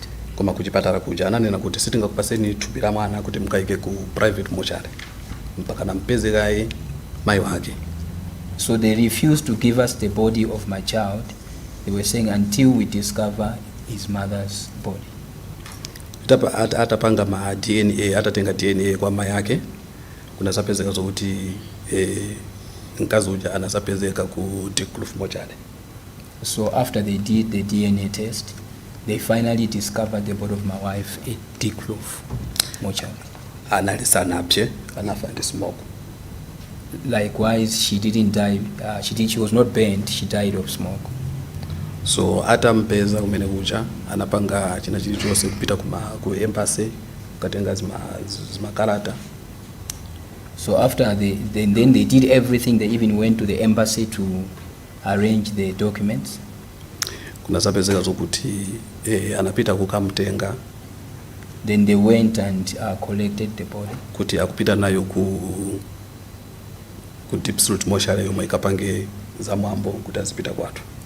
They were taking the body to Diepsloot mortuary to arrange the funeral program. Koma titatenga kumene kuja poti achipatala ananena kuti mukambe kaye mwatenga mwafuna mai pamene muzatenga mwana. So because the hospital at Helen Joseph, they said we cannot give you the body of the child until you find the mother's body. Titamutenga kumene kuja kusafika ku Helen Joseph. When we brought the body of the mother back at Helen Joseph, kunasapezeka zokuti mwana uja kulibe. Then they told us that there is no dead body of your child. Kunasapezeka kuti mwana uja anapasidwa ndi anthu ena oti sakuzi ife situkwaziwa. So they gave the dead body of my child to another family that we don't even know. So funso langa lomwe likundidabwisa kwambiri ndilokuti anakana kuti pasa akufamily oti tapanga confirm mwana ndi wathu. Anangoti pasa mapepala koma kunangofika munthu wina kungofika ndi kumpasa. What surprises me is that they refused to give us the body of my child, and then but when another family came, immediately they gave them the body of my child. Mpaka na lero until today as I'm talking. Sikunapezeke ujeni. Okay, iwo anavomera kulako kwawo kunena kuti anapanga mistake chomwe angapange chokuti mwina after 3 to 4 months akakumbe azati pasi koma ndi according momwe zinalili. Okay, so they say that they accepted that yes, they admitted that they made a mistake, and then what they promised is that maybe they will wait for about 3 months. They are going to go and exhume the body, bring back the body. Koma ndi momwe zinalili chifukwa choti ine zinthu zambiri samandiuza chifukwa choti nalibe still mondili kuchipatala. Anati no atengeka iye malirowa akaike atayikidwa kuti apange kaye mwambo wa maliro then azaona kuti okay azachitenga pati kukachika pati. Okay, so because of my condition, because I was still in the hospital, so they were not telling me a lot of things. So they said, okay, let's just carry the body, go bury, and then after that we will see how we can sort out the matter. Anatenga maliro angazi wanga nawo kupita ku Deepsloot and inena nali kundiri kuchipatala still more. Now they took the body of my wife to Deepsloot, and I was still in the hospital. Ideyo nazapita siku lomwe maliro amanyamuka kupita ku Malawi. I only went on the day when the body was being carried to Malawi. Koma mkulu wanga anangondiuza kuti pali ndalama zomwe zakongoledwa chifukwa ine nani ndalama yochepa koma pali ndalama yomwe yakongoledwa kuti maliro akafike anyamulidwe apite ku Malawi. So my brother told me that there is money that has been borrowed for us to carry the body to Malawi. Koma sinali ndalama yambiri. But it wasn't a lot of money. So napita kuchoka kuchipatala siku lomwe kunali kukhozekera kuti mkazi wanga akunyamuka kupita ku Malawi. Like I said, so I went on the day when they were sending the body of my wife home. Napita ndikukasazikana naye mpomwe amanyamuka kupita ku Malawi kayikidwa. Yeah, so I went to give my last respect to my wife. That's when they carried her home. So from there chwa choti sinali bwino namiraso kuchipatala chifukwa ninali ndi appointment ya operation pakhosipa. So after that I had to go back to the hospital because I had an appointment for operation on my neck. From there napangidwa ndithu operation. And then they did an operation on me. Chifukwa sinali kupuma bwino nali ndi short breath. Because I was struggling to breathe, I had a short breath. Mapipe anasekedwa ndi anandipanga operation imozi. Kuna sara operation imozi kutere ku ndikuyankhula voice yanga. Because my pipes were blocked and then it affects my voice. Even now that's why I'm struggling to talk because that thing has affected my voice. So ndipita somu April kuti akapange ku ENT kuti akandipange operation one side chifukwa ndisingakweze mawu singaitani wambiri kwezo kuti ndimakanika kupuma bwino. So I'll be going back on the 18th? On April. I'm going back to the hospital for an operation on the other side because I can't raise my voice, I can't even scream. It will affect me badly. So I'm going back for the second operation. Koma kuchipatala ndithu anandithandiza koma ngoti vuto lomwe ndinalo panoponzo kuti simatha kuyenda kuzuwa chifukwa izi zimandiluma momwe ndinapchera muone momwe ndinapcheramo. They really helped me at the hospital, but the challenge I have now is that I can't walk in the sun. When I walk in the sun, I will be affected. These things will be burning where I was burned. Yeah, komanso kukazi ngati weather is a city like mawa kuzakhala mina kuli mitambo ineyo which means ndimayamba lero kuvutika mapomidwe. If the weather will be changing the following day, maybe it will be cloudy or it begins to affect me today before the weather changes tomorrow, I'll be struggling to breathe. So and ndi mavuto amene ndili nawo kuchoka pamenepo ndingalongosolepo kunkhani ya government ngati kuti government or mabungwe. I just want to maybe talk about the government or organizations. Nalandirapo ndalama yokwana 4,000 kuchoka ku Red Cross. I was helped by Red Cross with 4,000 rands. Ndi chinthu chomwe nathandizikapo china ndi china palibenso china chake chomwe. That is the only help that I had. There's nothing else apart from that. Or even malaya or chani mando ena ndimamva kuti amalandira malaya mwina kunali mavocha koma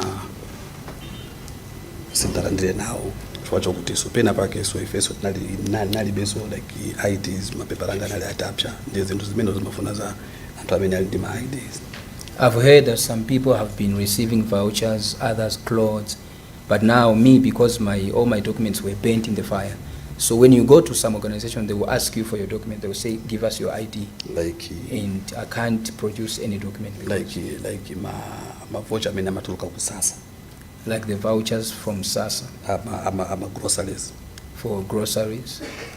sanatifikire chocho kuti mapepa langa anapsa koma after sopano tatuluka takhala bwinobwino nayesesa tikupanga pull out ma copies. Yeah, so I couldn't get any help from SASSA because of my papers. But after I came out from the hospital, I tried to look for the copies of my documents. Yeah, zinthu zipezo ndinazo nde paoneza kuti mina ndingapemphe kuti ngati ungakhale kotheka kuti ndizipeze ma document angawo. I think kungakhale better. Okay, so I managed to find the copies of my documents. So I'm just asking for an assistance if I can get my documents. Thank you, Mr. Ngulube, for sharing your evidence with us. Maso pali vuto lomwe ndalipanga discover panopo lokuti miyendo yanga ayiso pano sindikupala sapato kuyenera ndipiteso kundibereso kuchipatala. I've also just recently discovered something that I can't wear shoes and I'm really struggling with my feet, so I still need to go back to the hospital. Ndiwati inali last week nasagula sapato kuti ndione kuti pomwe panayambira vuto nagula sapato after sapato jantavala bezoti nangoyenda mina in 20 minutes miyendo yanga kuyamba kutenda imawocha kwambiri. So it was after I bought a pair of shoes last week, and then when I wore them, when I walked for about 20 minutes, I discovered that my feet were burning very hot. I couldn't walk anymore. Nachosa ndikugula ma slippers. Then napita ku Discam. So I removed them and then I had to go and buy the slippers. So nanyamuka pamenepo ndikupita ku Discam kafotokozera. So I went to Discam and I told them about my issue. Kuti mina ndikapeze chithandizo kuma mapilisi koma anazandiuza kuti no, ngati ukunena kuti ku dispensary anazandiuza kuti ngati ukunena kuti miyendo yako ikutentha, which means uli ndi vuto ya amati ma nerves mina anapindika ora lapanga pali, so which means sitingakuthandize mapilisi ena lonse andikuyenda kupiteso kuchipatala. Okay, so when I went to Discam and I explained my condition, they told me that we can't give you medication because the way you're explaining, it tells us that your nerves have been affected. So you need to go back to the hospital. Yeah, kuba ndikhala so ndikulendo kuti ndibwerere kuchipatala. Koma ndangasi kuchipatala ndiziko ndi ngongole. So I need to go back to the hospital, but I'm owing there at the hospital. Chifukwa pamakhala kandalama kena kake komwe umapereka ndinazo zithunzi zake napanga ujeni. Koma anandiuza kuti ndikamabwera mu April kuyenera kuti ndipereke ndalamayo ngati sinapereke ndalamayo, which means sazandithandiza. So since I'm owing at the hospital, they told me that as you are coming in April, you need to make sure that you bring the money, otherwise we are not going to help you. Mr. Ngulube, I just like to ask you a question with regards to when you left the hospital. After they discharged you for the first time, did the government assist you? Were you taken to any temporary housing? Afuna kufuseni fuso kuti kodi pamene anakupangani anakutulutsani mchipatala koyambirira, kodi boma linakuthandizanipo kapena anakutengeranipo ku manyumba amene amapereka boma uthandiza? Ndikatene kuti boma linandithandiza koma ndinganene kuti silinandithandize chifukwa choti linanditenga kupita nane ku bedrooms. Ku bedrooms komwe linandipitisa ndi ma photos momwe ninalili kuchoka kuchipatala. Ku bedrooms kumagonedwa pasi pa mattress kunaliko kuti ndili ndi ma bandage, kusamba anthu amasamba kushawa mafunika zokuti munthu andisambise, ndisamba bwanji kushawa ndili ndi ma bandage all over. Okay, so you say that the government helped him, the government took him to bedrooms, but now the condition at bedrooms was that people were sleeping on the floor, on the sponges, on the mattresses, and then people were using shower to bath. But him, in the condition he was, he needed somebody to be bathing him. He couldn't use the shower, and to sleep on such a on the floor, on the mattress, it was very hard for him. So namfonera Nigeria wina wake nsanga kuti umudiri kutochwa kuti ndi ma bandage ndi ma bandage musemu oro kugona kumandivuta kuti tigone mamatresepo kunali kovuta kwambiri chikazi mabandages matipweteka, then chomwe nafanga nafonera mnigeria wina wake kuti andithandize, ndi anabwera kusanditenga mnigeria. Okay, so what I did is I called this other Nigerian guy because my challenge was that I had bandages all over the body.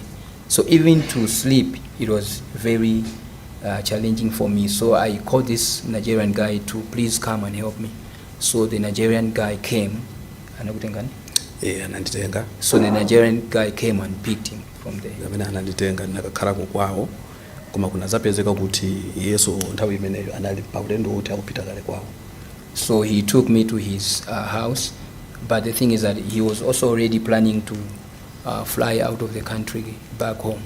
So kuchoka pamenepo pamene nazapita kwa nzanga friend kuli hai. Napita kwa nzanga kuli hai kombeni makala. Okay, so after that I went to my friend at the high. That's where I was staying. Mr. Ngulube, if you could just please clarify for the Commission, you've stated that the government did assist you with temporary housing, and you went into some detail regarding the foam mattresses that they provided for you. Please can you just provide a little bit more detail as to the other conditions of the temporary residence that was provided by the government after the fire? Okay, akunena kuti mwanena zoti government inakuthandizani anakupitisani ku mashelter aku bedrooms. Ndiye mwanenapo zono kuti ndamagona pa mattress ena masamba. Ndakuti mngenenepo zinaso zimene zimachitika imene inali condition ya bedrooms shelter. Condition kumene kose kunali safe condition chwa chinali just hall. Sinali nyumba yokuti munthu anene kuti ndi nyumba yanga. Ndanali maholo ongoyembekezera. Okay, so according to him, he says that it was not really safe because it was just halls. They were just, big halls. You couldn't really say that you were in a house. It was just like big shelters, according to him. Mr. Ngulube, if you could try be a little bit more detailed. What do you mean by big halls? So they didn't give you actual housing. Was it a form of a shack? Was it a form of a structure? Could you just explain to the Commission what was provided to you and the survivors? Mungafotokoza bwino kuti sanakupatseni manyumba ngati timikuku anangopanga chichi maholo zikuzukulu mungafotokoza bwino kuti amvetsetsa Commission. Palibe china chilichonse chomwe anatithandiza. Koma tinangomva kuti kunamangidwa mikuku ku Denver, koma mikuku yokupeza kuti zomwe zongomva anthu amene anapita kumeneko ambiri amene akukhala kumeneko si amene anali ku Usindiso house. Mwina 30 amene anachoka ku amene anapita ku Usindiso house, amene anachoka ku Usindiso house kupita kumeneko. Zimenezo just mangomva koma kumbali ya ineyo sanathandiza china chilichonse. No, akunena zona kuti inu manena za ku bedrooms. Yes. And akunena kuti mufotokoze bwino kuti anali zinali yapisa maholo zikuzukulu. It's not just maholo. Kazi mwanga zimacharities, macharities maka just a hall.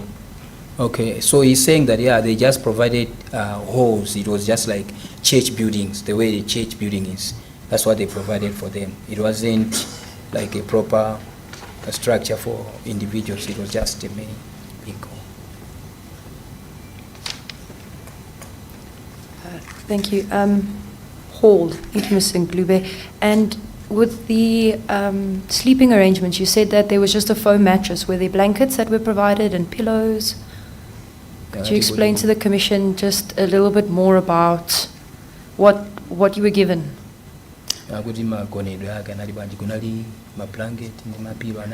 Magonedwe kumeneko sinagone according ndi momwe nalili. Anangondipasa mattress. Blanket nali nalo lomwe anandipasa ku chipatala chokwa nalibe china chilichonse. China chilichonse. Anali kuma blanket? Kumeneko anthu anali ndi ma blanket. Yes, anali nawo. Okay. Koma ile pomwe mafika kunalibe blanket kwa ma blanket anata. Okay. Anali atata. Mapiro anali. Sinali sure kwambiri chwa choti anangondipasa inecho mwe anandipasa ndi mattress. Basi. So according to him, he says that he was only given a mattress.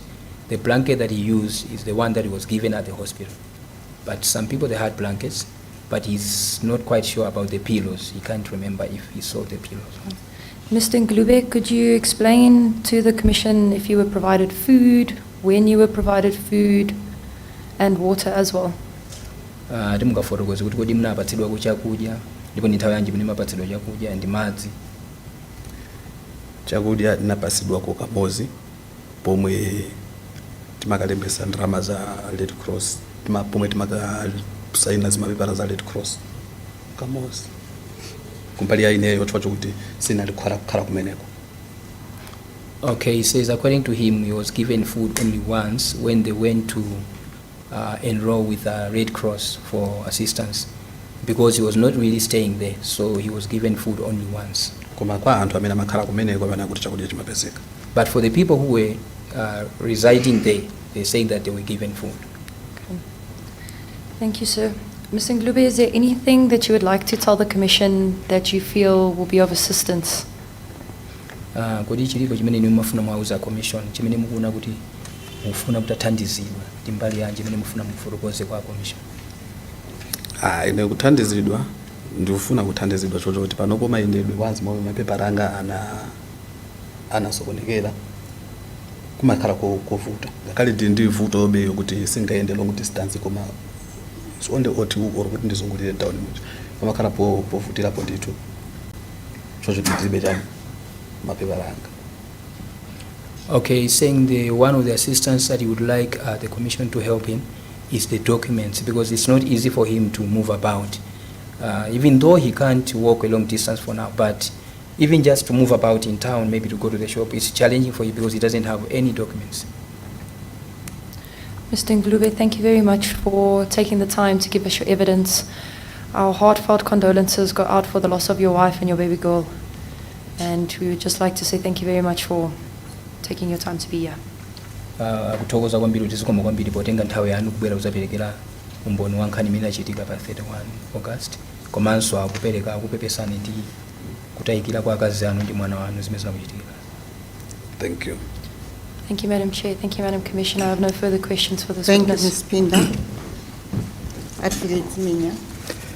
Yeah, Mr. Ngulube, equally, it is difficult to imagine anything more grim and gruesome than the experience you and others have had out of this tragedy.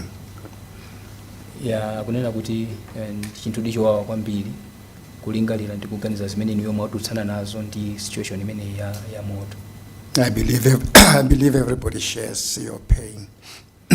Akhulupirira kuti wina aliyense panopa akumvanso chimodzi muzingati imene mukumvera inuyo. But we have no questions to the witness, Chair. Palibe funso lililonse Thank limene you, alipo. Advocate Minya. Mr. Koza.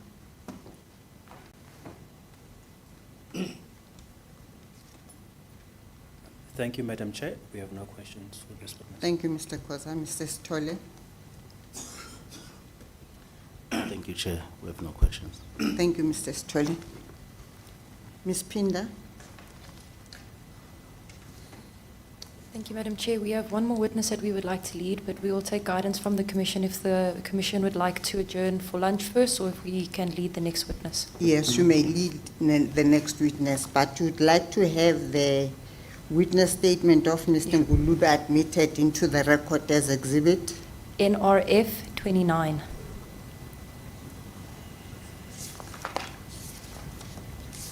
Mr. Ngulube, we thank you for having come to give evidence before this commission.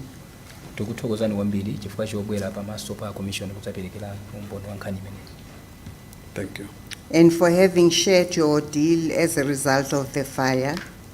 Komanso pofotokoza zimene munachita monga mmene munapangira moto. Thank you. We offer our condolences for the loss of your wife and child. May you be comforted in your loss. Ifeso tingopereka chipepeso chathu kuluza kwa mwana wanu ndi mkazi wanu, tingokutonthozani kuti mutonthozeke. Thank you. Thank you, Mr. Ngulube. You may step down as a witness.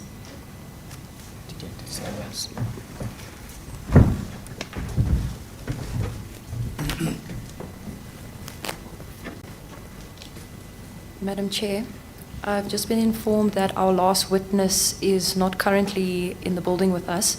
May we please request the indulgence to stand down for early lunch in order to bring the witness here. The understanding that I've received is that she could not organize transport. Yes. What time are you expecting her in? We are unaware at the moment, Madam Chair.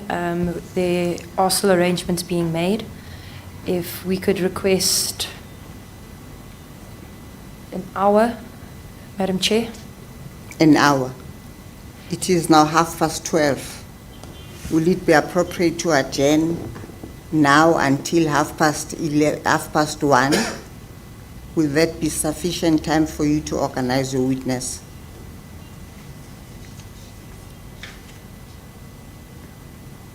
Apologies, Madam Chair. It's not transport that was the issue. It was the witness couldn't find childcare for her daughter. Oh. So if we could request an indulgence until 2 o'clock? Until 2 o'clock, we would be Okay. indebted. Thank you, Madam Chair. We'll adjourn until 2 o'clock.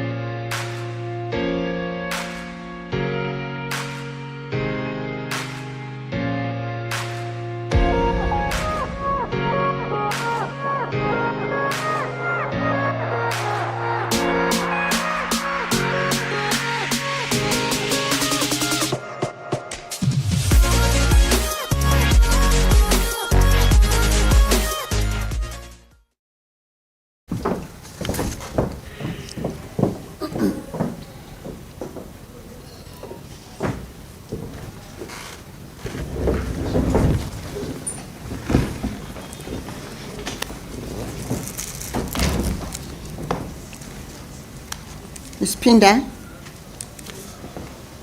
Madam Chair, we unfortunately couldn't locate the witness. We did try contact her on her phone, and the representative for the witnesses did go and try allocate her in the shacks, the place where she's staying, her temporary residence, and we weren't able to locate her. So I have taken guidance from Advocate Semenya that we are going to be reading statements into the record. Okay. You will then postpone the reading of oral testimony of your witness Yes, Madam Chair, that will be, we will to a postpone to date tomorrow. convenient. To tomorrow, my lady. To Madam tomorrow. Chair. Okay. Okay, fine, Ms. Pinda. Advocate Semenya? Thank you, Madam Chair. Chair, thank you. I will continue with the reading of statements of other witnesses, and my little colleague will, as she did yesterday, help us with that.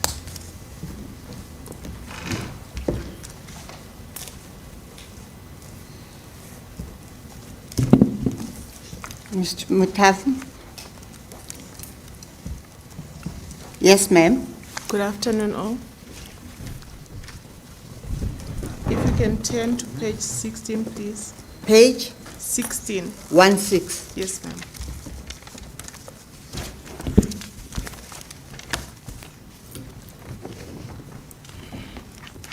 Yes, ma'am.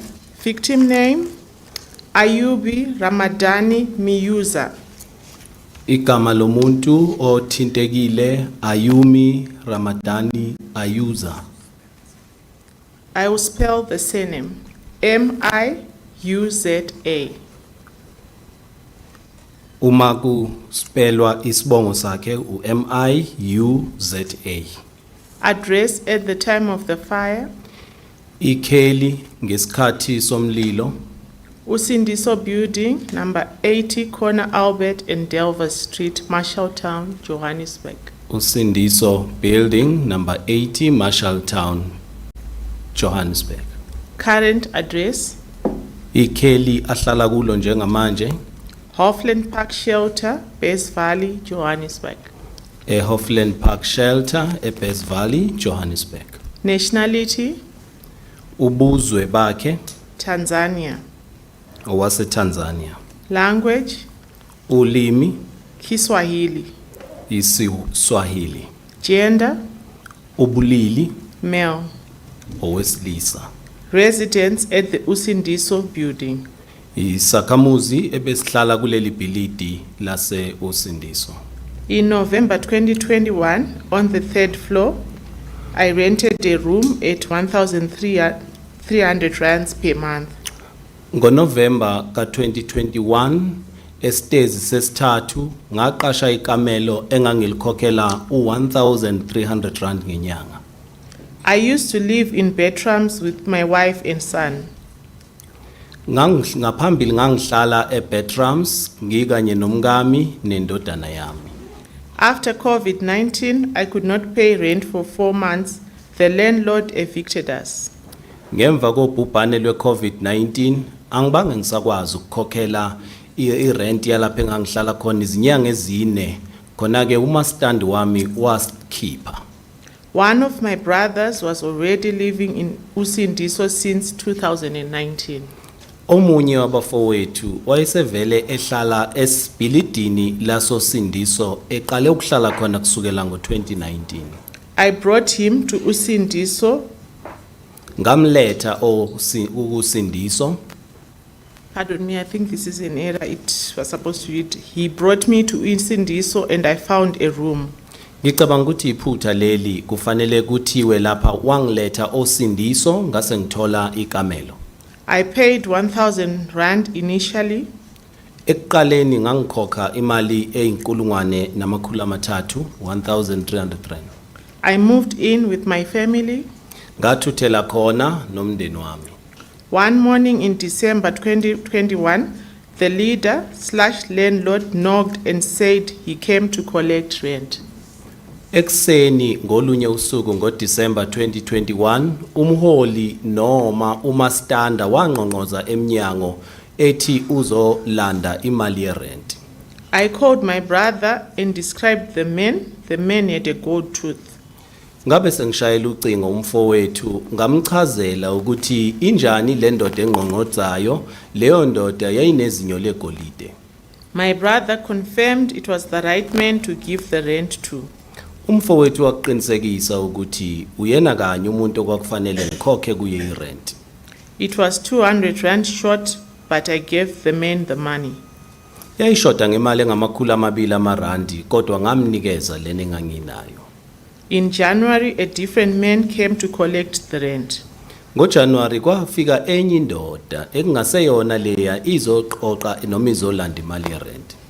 The names were Tando, Sibulelo, all sent by the group managing the building. Amagama abo kwakunguThando noSibulelo, bonke bethunywe iqembu elilawula noma eliphethe leli bhilidi. This continued, a knock every month and me paying rent to the collector. Lokhu kwaqhubeka njalo, mina nyanga zonke ngiqhubeka ngikhokha irent kuloyo osuke ezoyilanda. Around January 2023, different collectors came for rent. Cishe phakathi noJanuary 2023 kwafika omunye futhi umqoqi ezoqoqa yona imali yerent. One in the morning, whom I paid, and then a different one around 6 p.m. Kwafika omunye eksene ezoqoqa imali, kwathi futhi ngezithuba zehora lesithupha kwaphinde kwafika omunye. His wife said rent was paid, and the man asked who we paid the rent to. Kwathi imkakhe imali sikhokhiwe manje seyikhokhelwa bani. At 8 o'clock, he returned. The man denied that he had sent the initial collector. Kwathi ngesikhathuba zo8 wayeseqhamuka umnumzane washo ukuthi cha mina akekho umuntu engimthumele ukuba zoqoqa imali. After 3 days, around 18 January, the man came back accompanied by different men, wanting me to point out whom I had paid the rent to. Kwathi ekuqaleni cishe kwakungomhla ka3 January uyabuya indoda isiza nawo lamadoda ifuna ngikhombe ukuthi ubani ngempela engimnikeze imali yerent. Again, about 27 January, a different man came to collect rent, demanding the money, even though it was not the second of the month yet. Kwaphinda futhi ngomhla ka27 yaqhamuka enye indoda izofuna ukuba ngikhokhe imali yize sasingakafika isikhathi somhla ka2 wokuthi ngikhokhe irent. In early February, men carrying guns came fighting with me, saying I am playing them.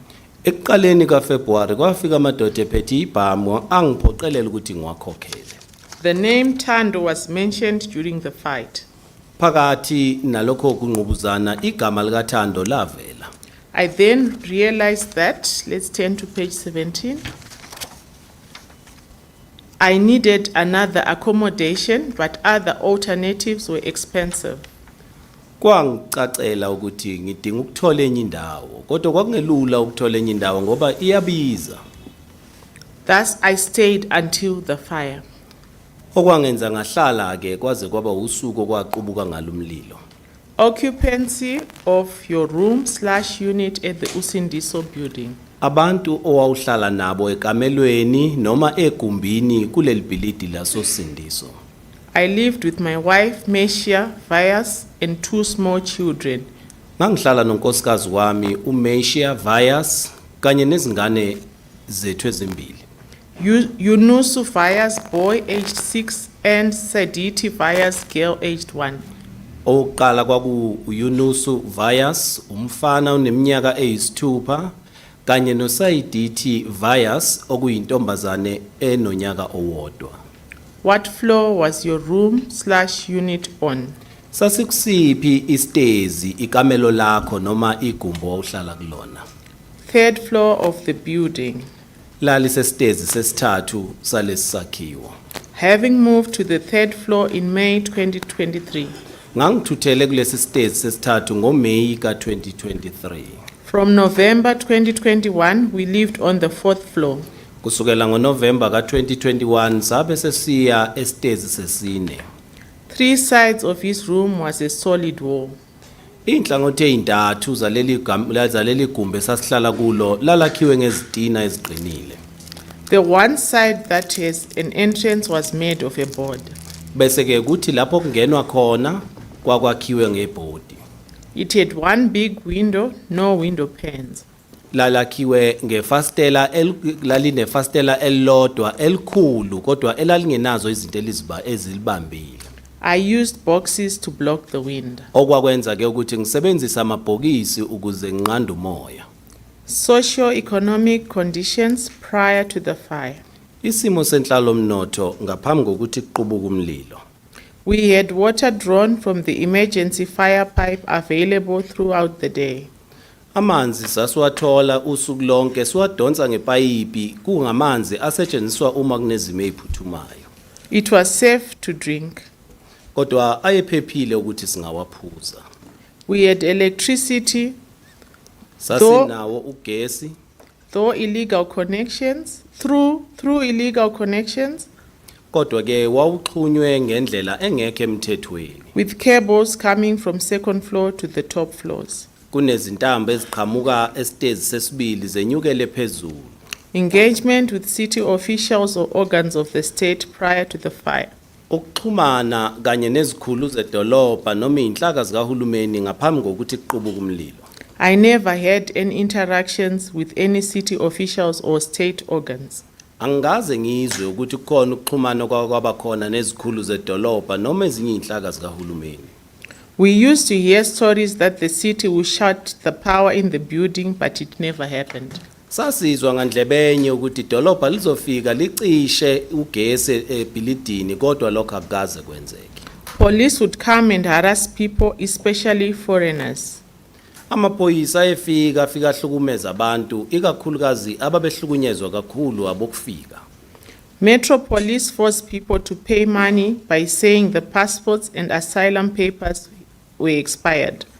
Amaphoyisa kamasipala ayefika azofuna abantu bakhokhe imali ngokuthi abatshela ukuthi ama-passport abo noma ama-asylum amaphepha abo e-asylum ayesedlulelwe isikhathi. To avoid being taken to John Foster police cells, residents would just pay the bribes. Ukuze umuntu akubalekele ukuthi azithole esehlele eJohn Foster Police Station noma eboshwe khona, abantu kwakufanele bavele bayikhokhe leyo mali yokufumbathisa. This happened very often.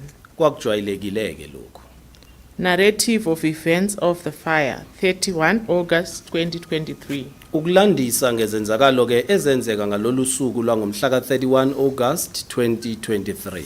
At around 10 p.m., my family went to sleep. There was load shedding. Ngezithuba zehora leshumi ebusuku umndeni wami wahamba wayolala ngenxa ukuthi kwakunokucisha konga kukagesi. Around 1 a.m., I started hearing a noise, left the room to investigate by the corridor. Kwathi phakathi kwamabili cishe ngezikhathi zehora lokuqala entathakusa ngezwa umsindo ngase ngiyaphuma ekameleni lami ngiyolunguza ngibona ukuthi kwenzekani ephasiji. I saw residents coming from second floor screaming, "Fire, fire." Ngabona izakhamuzi ziqhamuka ngasesitezi sesibili zimemeza umlilo, umlilo. I ran back to my room to wake my family. Ngabuyela emuva ngayovusa umndeni wami. I left the door open, saw smoke and fire coming from the second floor windows. Ngashiya umnyango wami uvuliwe ngawabona amalanga bomlilo eqhamuka esitezi sesibili engena ngamafastela neminyango. Our room curtains started catching fire. Amakhethini ekamelo lethu aqala ukuthungeleka. I grabbed my son, wife grabbed baby, joined others looking for exit doors. Ngabamba indodana yami, unkosikazi wami wabamba usana, saphuma ngaphandle sizama ukuthola indlela yokuphuma eminyango okuphumela ngaphandle. Second floor residents said the fire is coming from the second floor. Izakhamuzi ezazihlala esitezi sesibili zasitshela ukuthi umlilo wawuvela esitezi sesibili. We went to the emergency steps that led to the entrance gate on Melrose Street. Sabe sesithatha ke izitezi eziphuma ngazo uma kunezimo eziphuthumayo ezazisikhiphela ngasemgwaqweni iMelrose. We found the iron gate locked. Sathi uma sifika lapho sathola amasango ensimbi ekhiyiwe. The resident who normally keeps the key was confused, did not know where the key was. Izakhamuzi okujwayela ukuthi izikhiye zihlale kuzona zazisadidekile zazingasazi nokuthi izikhiye zikuphi. It was dark due to load shedding. kanti kwakumnyama bhuqe ngenxa yokucisha konga kagesi. We succeeded breaking the lock after 15 minutes. Sakwazi ngemva kwemizuzu engu-15 ukuyiphula siyiphahlaze leyo ngidi. Dark, heavy smoke was overwhelming the rooms. Kodwa ubumnyama kanye nentuthu kwase kuvimbanise yonke indawo. My room was about 8 meters from the exit gate. Ikamelo lami lalicishe libe amamitha angu-8 uma uphuma ngasemnyango ophumela ngaphandle noma isango. My throat started to itch. I took 2 big blankets, covered both kids.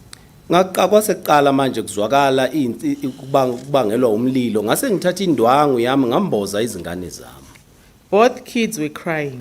Zombili izingane zase zikhala. People were pushing through to get to the steps down to ground floor into Melrose Street. Abantu base bebangisana ngomnyango bonke bezama ukuyophuma ngaphandle baphumele emgwaqweni Melrose. I succeeded to get my family down. Ngakuphumelela ukukhipha wonke umndeni wami ngukhiphele ufike phansi. A neighbor helped with my wife who is slightly overweight. Kwabe sesiza umakhelwane ukuqubula umkami ngoba unomzimba othi awube mkhulu. Once outside in the street, everyone was coughing, screaming. Saphumela ngaphandle wonke umuntu wayekhwehlela ememeza.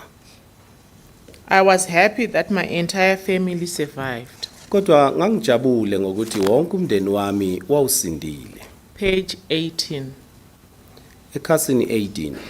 I am adamant it was not about the electric as there was load shedding from around 10 p.m. the night before. Ngiyangabaza ukuthi umlilo wawungabangwa ugesi ngoba ngaleso sikhathi vele kwakunokucisha konga kagesi kusukela cishe ngehora leshumi ebusuku. I suspect the fire was started by some people. Engikusolayo ukuthi kungenzeka ukhona umuntu owaqala lo mlilo. There was fighting with groups that managed the rooms. Kukhona amaqembu alwayo ayelwa okuyiwo phela aphethe kulamakamelo. Fights were over the collection of rent. Kwakulwelwa yona indaba yokuqoqwa kwemali yerent. I heard that there were killings of people over rent and management of the rooms. Ngezwe ngandlebenye ukuthi kwakukhona ukubulalana kwabantu bebulalanela yona le ndaba yerent kulabo ababengabanikazi balamakamelo. I heard stories about a city councillor wanting to shut down the building if he did not get money.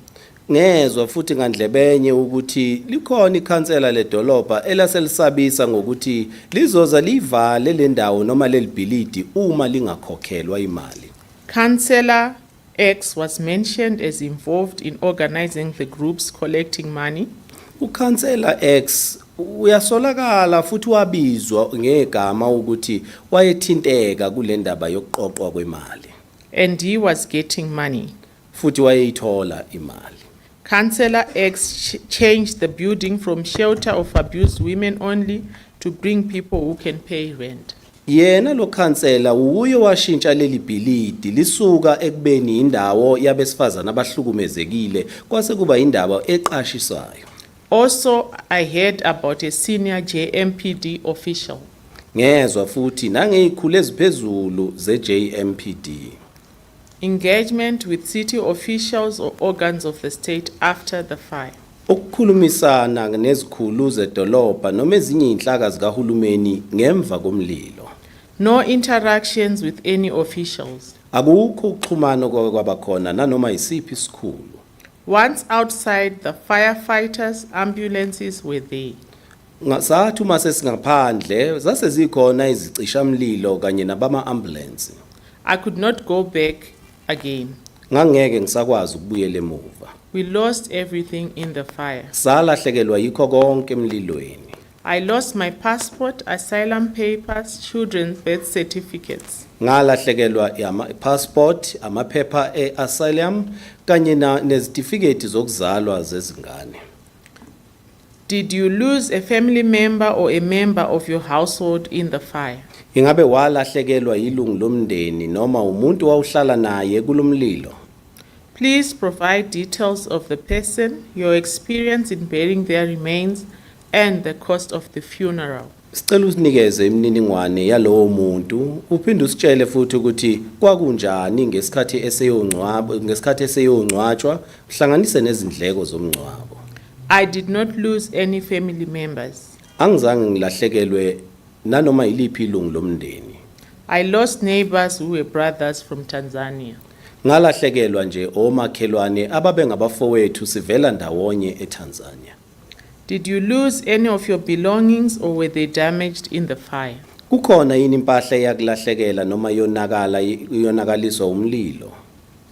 Please provide a list and an estimated value of these items. Sicela usinikeze uhlu lwayo kanye nokuthi uhlawumbisela ukuthi yayibiza malini. My family lost everything. Umndeni wami walahlekelwa yikho konke. We were left with only 2 blankets that we used to cover the children. Sasala nje kuphela namabhaya amabili esasiwasebenzisele ukugoqa izingane zethu. My family lost 8,500 rands that was in the room. Umndeni wami walahlekelwa u8,500 rand owawukhona ekameleni ngaleso sikhathi.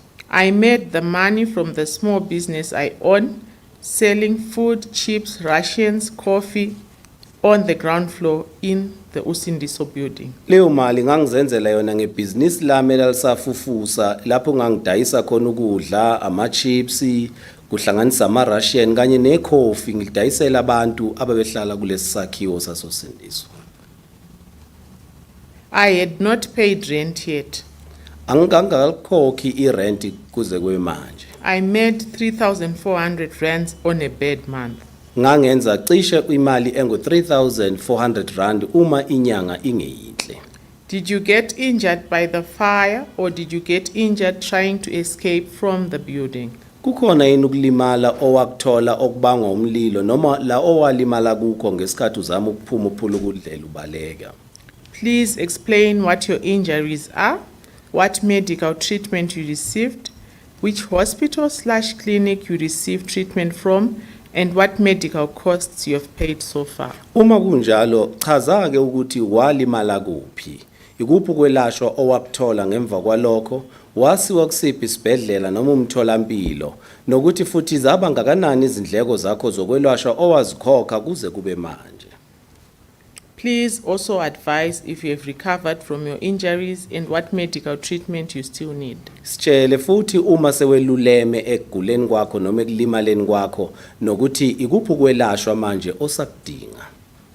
Smoke inhalation only. Ngamane nje ngahishwa intuthu.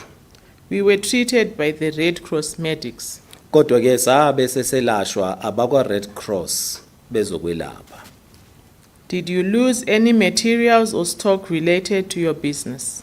Ikhona yini impahla noma isitoko esakulahlekela sebhizinisi? Please provide a list and an estimated value of these items. Sicela usinikeze uhlu uphinde futhi uhlawumbisele ukuthi sasibiza malini. I lost 2 gas stoves, the gas tank, electric fridge, 2-plate electric stove, and a microwave belonging to the business. Ngalahlekelwa izitofu zegesi ezimbili kanye nethanki yegesi eyalahleka kube ifridge yami esebenza ngogesi kube isitofu sami esinezinto ezimbili zokupheka ngaphinde ngalahlekelwa imicrowave konke engangikusebenzisa ebhizinisini. 5 packets of potatoes, big bottles of coffee, 10 kgs sugar, 12.5 kgs flour, 20-liter bucket of oil. Ngalahlekelwa amasaka amahlanu amazambane kube ibhodlela elikhulu lekhofi kube ushukela ongu10 kg kanye noflour ongu12.5 kg kanye nebhakede elikhulu elingu20 liter wamafutha. Did you lose any income as a result of not being able to work or run your business? Ingabe ulahlekelwe iholo yini ngenxa ukuthi manje usakwazi ukusebenza noma usakwazi ukuqhubha ibhizinisi?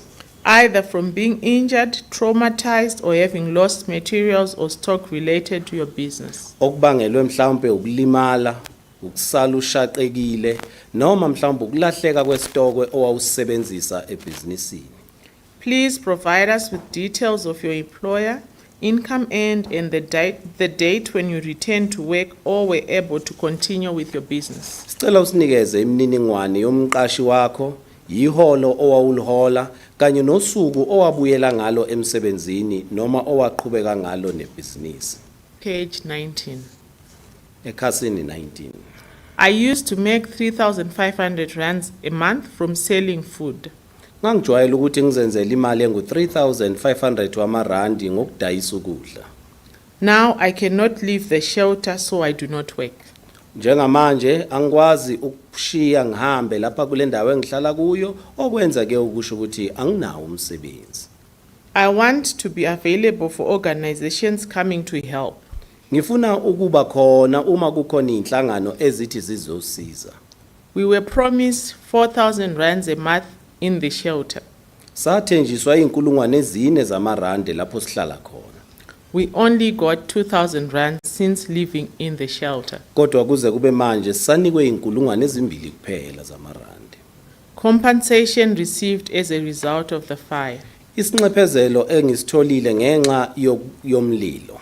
The family received only 2,000 rands. Umndeni uthole nje kuphela inkulungwane ezimbili. We got clothes donated by different organizations. Sathola nezimpahla ezazinikelwe inhlangano ezihlukahlukene. Socio-economic conditions after the fire. Isimo senhlalomnotho ngemva komlilo. Still living at Hoffland Park. Sisahlala khona eHoffland Park. I go to the streets to cut hair using the clipper from saloons owned by Tanzanian brothers. Ngihambe ngiyogunda abantu inwele ngisebenzise umshini wokugunda inwele okungomunye waboza kwethu noma bafowethu esiphuma nabo eTanzania. Relief sought. Usizo engilidingayo noma engingalifisa. We need help to restart our lives. Kids need to go back to school. Sidinga usizo ukuze siqale kabusha ukuphila kwethu nezingane kudingeka zibuyele esikolweni. I need assistance to restart the business and rental for 5 months. Ngidinga usizo futhi lokuthi ngiphinde ngivuselele ibhizinisi lami kanye nosizo lokukhokha irent izinyanga ezinhlanu. Just to kickstart my life again. Lokhu kuyongisiza ukuthi ngiphinde ngiqale kabusha ukuphila kwami. My wife is unemployed. Unkosikazi wami akasebenzi. Any other relevant information? Kukhona okulunywa ulwazi olubalulekile. My son was taken in by the wife's cousin in Bertram so he can attend school. Indodana yami iyathathwa unkosikazi womzala wami oseBertram ukuze ikwazi ukuya esikolweni.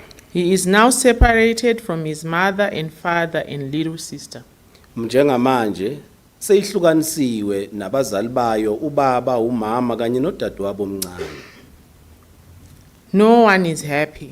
Akekho ojabule. The cousin says there's a room available for 3,200 rands per month. Umzala uthi likhona ikamelo elikhona lokuhlala kodwa lidinga imali engu 3,200 wamarandi ngenyanga.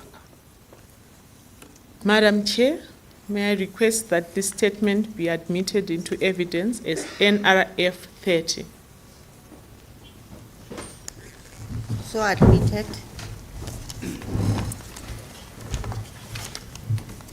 Please turn to page 23.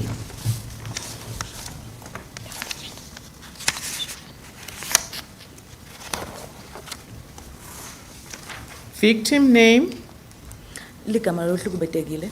Juma Omari. I will spell the surname. O-M-A-R-Y. Juma Omara. O-M-A-R-Y. Address at the time of the fire, Labe gahlala khona uma kuba nemlilo. Usindiso, 80 Albert Street, Johannesburg. Usindiso 8 Albert Street, Johannesburg. Current address, La gahlala khona nyalo. Hoffland Park Community Center. Offland Park. Nationality, Buve, Tanzania. Tanzania. Language, Lulwimi, Swahili. Swahili. Gender, Bulili, male. Indvodza. Residence at the Usindiso building. Bekahlala noma bekangumhlali Usindiso building. I moved in 4 years ago around October.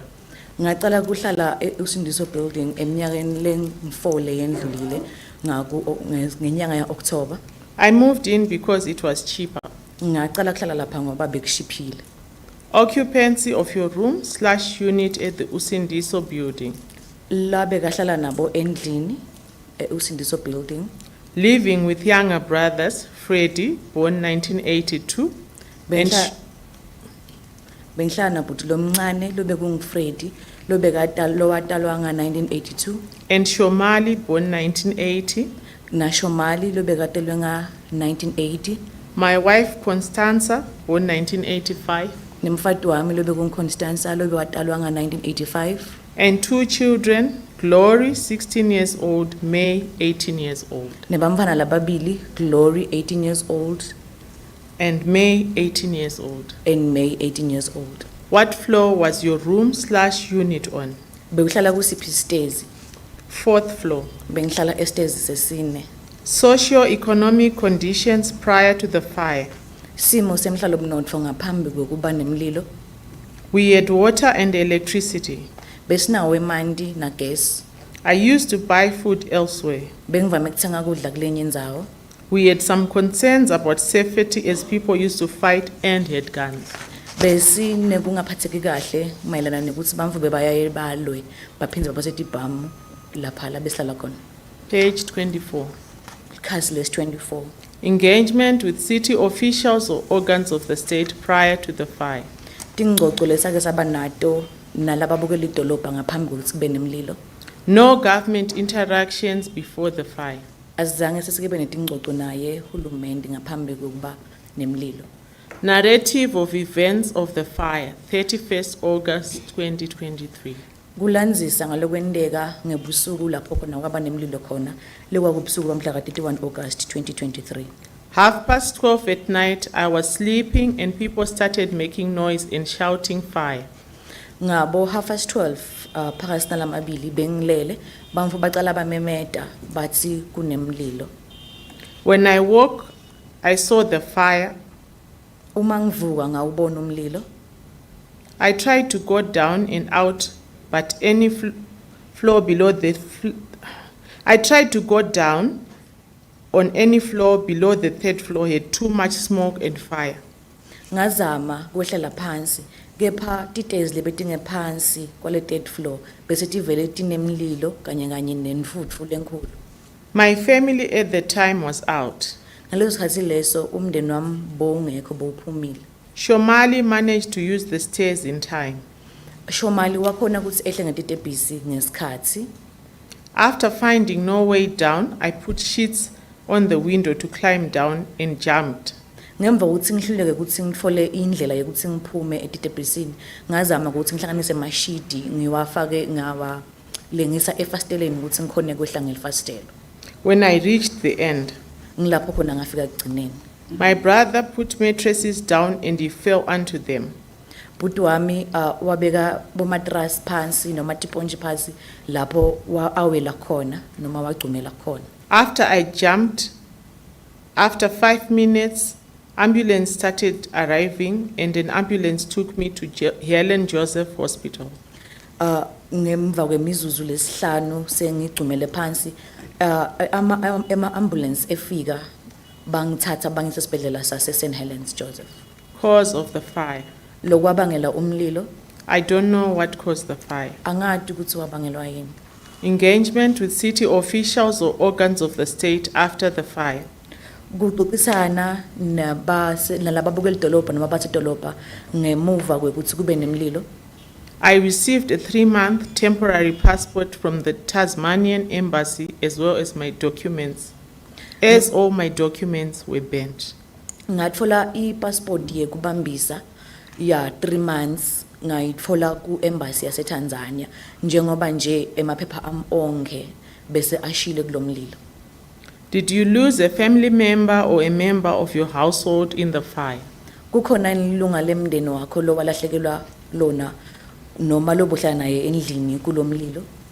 Please provide details of the person, your experience in burying their remains, and the cost of the funeral. Sicela usiphe imininingwane yalomuntu kanye nokuthi wangcatshwa kanjani netindleko letaba khona noma letaba khona uma angcwatshwa. I didn't lose any family members, but a friend of mine died in the fire. Angizange ngaze ngalahlekelwa lilunga lemndeni kepha umngani wami washona. Did you lose any of your belongings or were they damaged in the fire? Kukhona intindvo takho timphahla letakulahlekela noma tonakala ngilesikhani kunemlilo. Please provide a list and an estimated value of these items. Sicela usiphe luhla lwato nekwekutsi tingabekiselwa kwekutsi betingimalini. I lost everything. My business was selling goods as a spaza shop. Ngalahlekelwa ngokonke. Libhizinisi lami lebengilenda bekukuthengisa esphaza. And I lost approximately 6,000 rands in goods. Cishe timphahla letangilahlekela tingabita 6,000 rands. And 4,500 rands in cash. Ngaphindze futhi ngalahlekelwa imali lengaba ngu-4,500. I lost my furniture, fridge, TV, 2 phones, and my documents. Ngalahlekelwa imphahla yekuhlala endlini lekufaka ekhatsi ifriji, TV, 2 phones, TV kanye netincingo letimbili and my documents. kanye netimphahla tami tebuve. Approximately 15,000 rands in value.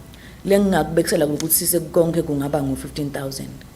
Did you get injured by the fire or did you get injured trying to escape from the building? Walimala yini emlilweni noma walimala lesikhani uzama kubalekela lo mlilo?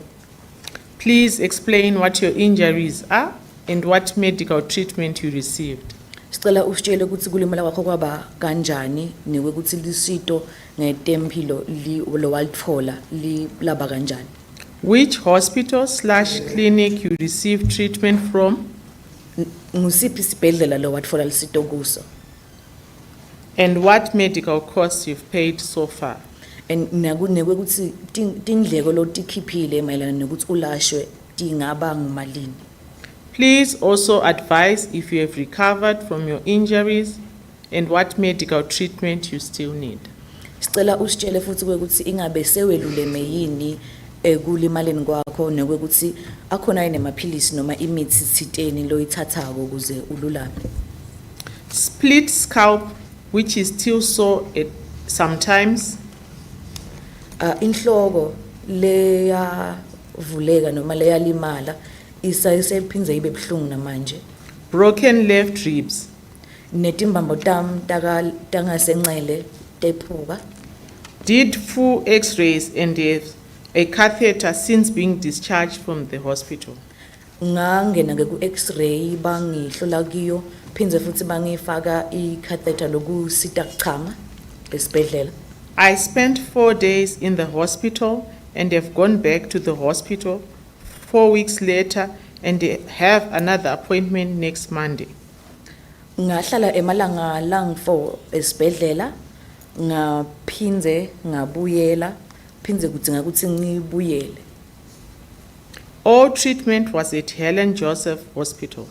Konke kulashwa ngakutfola esibhedlela sasen Helen Joseph. I did not have to pay for treatment yet. Akudinganga ukuthi ngikhokhele kwelashwa kwanyalo. I'm still in pain and have received medication. Solo ngisetinhlungwini futhi ke kepha ngiyakutfola emaphilisi. The doctors are still giving pain medication and I've received dialysis treatment. Bodokotela bayanginiketa emaphilisi ngiyalashwa futhi bayangifaka ku dialysis lokungumshini lo sita kuhlanda lingekhathi lami. Page 25. Likhasi les 25. Did you lose any materials or stock related to your business? Tikhona intimphahla lo walahlekelwa tona lo be utisebenzisa noma utithengisa kuleli business lakho. Please provide a list and an estimated value of these items. Sicela usiphe luhla lwato nekwekuthi usibekisele nekwekuthi tingabita malini.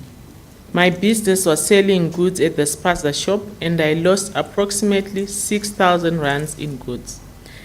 Yebo bengithengisa timphahla espaza lengingatibekisela ukuthi betibita 6,000 rands. Did you lose any income as a result of not being able to work or run your business? Kukhona yini imali lese ikulahlekele lengabe iyangena ngokuthi awusakhoni ukuqhuba ibhizinisi lakho? either from being injured, traumatized, or having lost materials or stock related to your business. Lokhu ngahle kube ukuthi kubangole ukuthi uhlukubetekile emoyeni noma ukuthi ulimele noma ukuthi seude impahla longayithengisa sanhlobo. Please provide us with details of your employer, income earned, and the date when you returned to work or were able to continue with your business. Sicela usiphe imininingwane yemcashi wakho kanye nemininingwane yokuthi ubuyele nini emsebentini noma uqale nini kuphindze kuthi sebende uma ngabe sowuqalile. Compensation. In a month, I would earn about 3,500 rands from my business. Ngenyanga bengabe kusala ukuthi bengithola imali le ngo-2,500 rand kuleli business lami bengiliqhuba. I lost around 7,000 rands in earnings from the shop and have no money to restart. Ngilahlekelwe imali le ngaba ngu-7,000 rand le bengithola lapha kule spaza shop futhi sengiyite imali ukuthi ngiphinde ngicale le business kabusha. Compensation received as a result of the fire. Sincephethelo lengesitfolile ngemva kokuthi kube nemlilo. I have not received any money but others have. Kude imali lengile ngayitfola kepha labanye bayitfolile. Socio-economic conditions after the fire. Inhlalo mnotfo ngemuva kwemlilo. There is water and electricity, showers and toilets, and there is a stove. Akhona emanti, ukhona gesi, akhona emashawe ekugeza kanye nestove sekupheka. The owner has taken the stove and we are relying on residents who have stoves which they took from Usindiso. Kepha lesi renta kuye noma umcashi wethu lesicashe kuye usithethe stove sesipheka ngetitofu lesibolekwa ngulabahlali labe basuka eUsindiso labatithatha khona titofu tawo. Metro Police came 2 weeks ago and tried to chase us out. Emaphoyisa ke aka Metro afikile emavikini lamabili endlulile azama kusicosha. They have come back before that as well. Bebakile befika ngaphambi kwangaleso sikhathi leso. Relief sought. Excuse me. Relief sought. Kusitakala le ngibheke ukuthola. I need money to restart my business. Ngidzinga imali ukuthi ngiphinde ngicalele phansi business lami. And a place to stay for me and my family. Kanye nenzawo yokuhlala yami nemndeni wami. I'll be able to restore myself if I can restart my business. Ngingakhona ukuthi ngiphinde ngibuyele ngitihlumelelise uma ngingakhona ukucala business lami kabusha. Any other relevant information. Lolunye lwati longafuna lolunye lwati lohambelana nale. I am now living a tough life, feeling sick and suffering. Sengiphila impilo lematima nyalo ngiyagula futhi ngiyahlukubeteka. If we can get the accommodation and the money for the business, it would be better.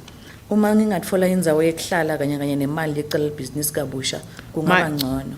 My current living conditions are not safe. La ngihlala khona nyalo simo sakhona asiko sihle.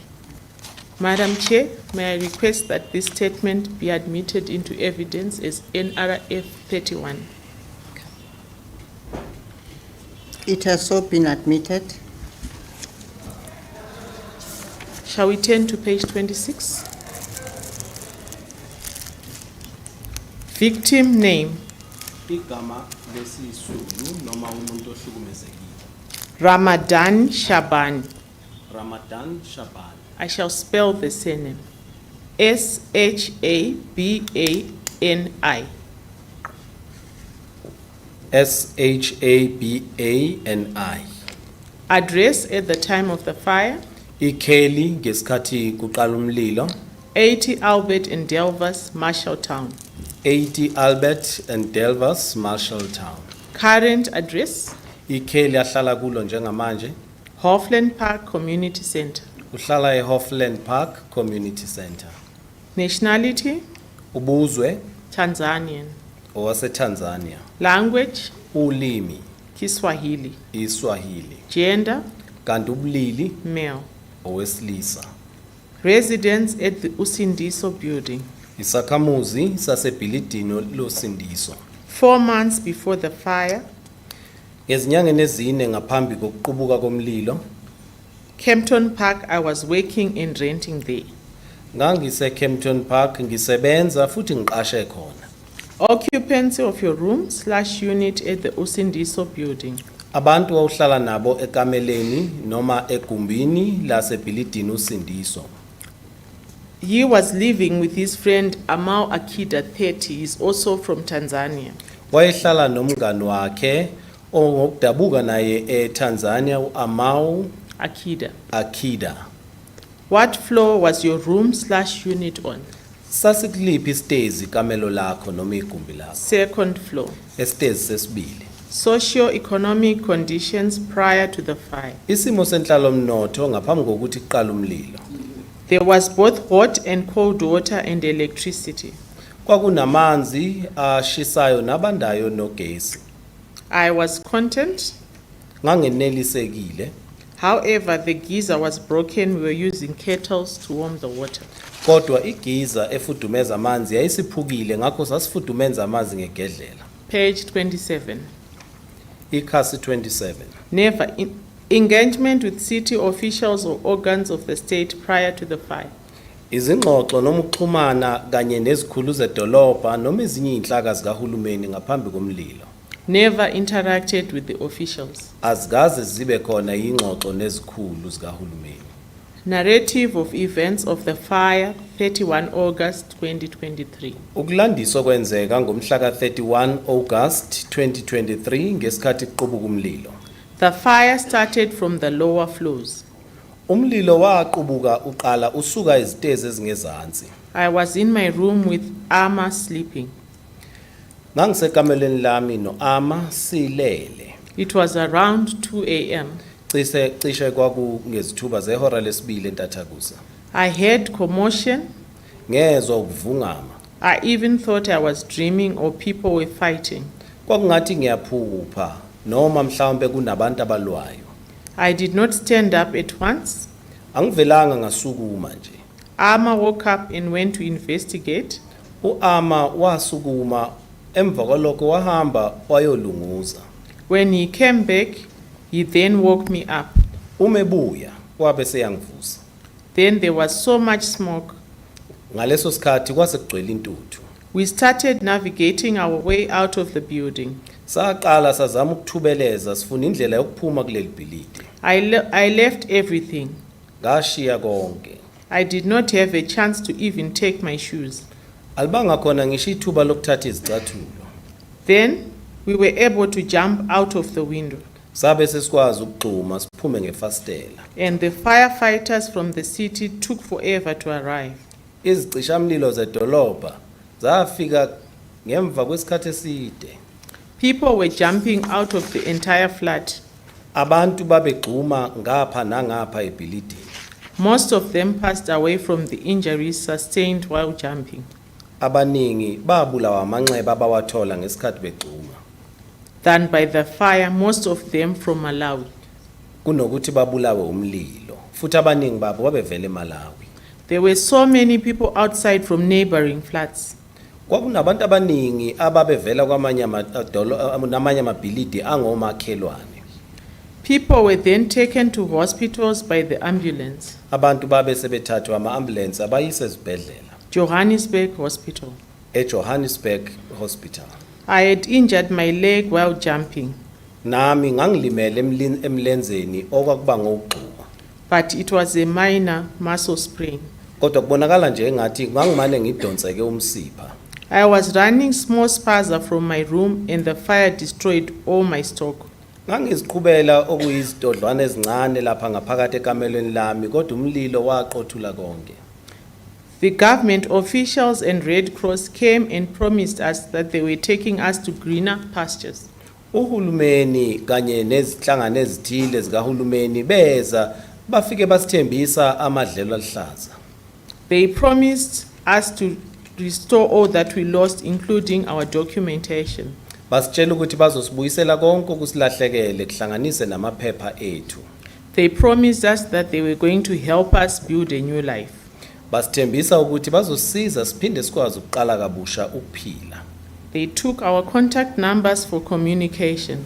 Bathatha izinombolo zethu zokuxhumana ukuze sikwazi ukukhulumisana.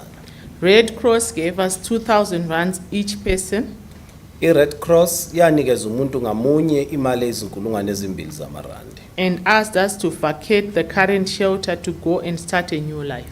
Yabe sisitshela ukuthi asiphume manje lapho sihlala khona sihambe siyoqala ukuphila obusha. We took the money but did not move. Sayithatha imali kodwa zange sihambe. The initial promise was that when we find new rooms, they will pay our rent for 3 months.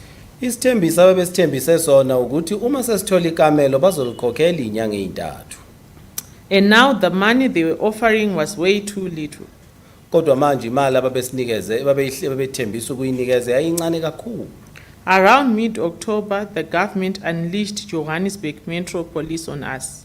Kwathi cishe maphakathi nenyanga ka Metro October, cishe ngenyanga kaOctober, uhulumeni wathumela amaphoyisa emetro ukuba eze phezulu kwethu lapho sasihlala khona. at the shelter. Afika khona lapho sasihlala khona. They came around 9 on a Saturday morning. Afika cishe ngehora lesishagalolunye kuumgqibelo ekseni. And Sunday morning. Or Sunday morning. Ngesonto ekseni.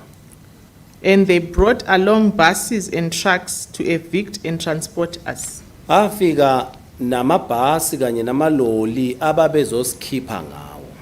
The police used tear gas on us. Amaphoyisa aze asebenzisa isise sikhalisa unyembezi kithi.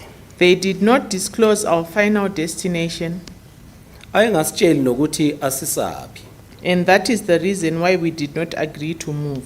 Okuyiyona nto ke eyenza senqaba ukuhamba. The life at the shelter is very difficult. Kunzima ukuphila kule ndawo esihlala kuyona. We barely survive.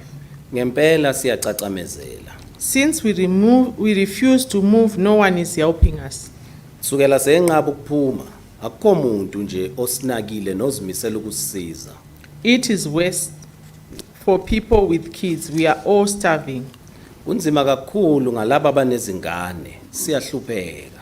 Cause of the fire, Imbangela yomlilo I do not know. angiyazi. Engagement with city officials or organs of the state after the fire. Ukuxhumana nezikhulu zedolobha noma inhlaka zikahulumeni ngemva komlilo. I only spoke to Noctula from Red Cross. Okukuphela komuntu engakhuluma naye uNokthula we-Red Cross. The following day after the fire, and that is when they promised us better lives. Futhi lokho kwenzeka ngosuku olulandelayo ngemva komlilo futhi basithembisa impilo engcono. Did you lose a family member or a member of your household in the fire? Ukhona yini ilungu lomndeni noma umuntu enanihlala naye endlini owashona ngenxa yomlilo? Please provide details of the person, your experience in burying their remains, and the cost of the funeral. Sicela usinikeze imininingwane yalowo muntu. Uphinde usitshele futhi nangesikhathi sokuyongcwatshwa ukuthi kwenzeka kanjani kanye nezindleko zomngcwabo. No, only my fellow countrymen. Akekho ngaphandle komkhaya bami engisuka nabezweni lakithi. Did you lose any of your belongings or were they damaged in the fire? Ikhona yini impahla yakhe yakulahlekela noma yonakala emlilweni? Please provide a list and an estimated value of these items. Sicela usinikeze uhlu bese uphinde uhlawumbisela ukuthi sekukonke kubiza malini. Page 28.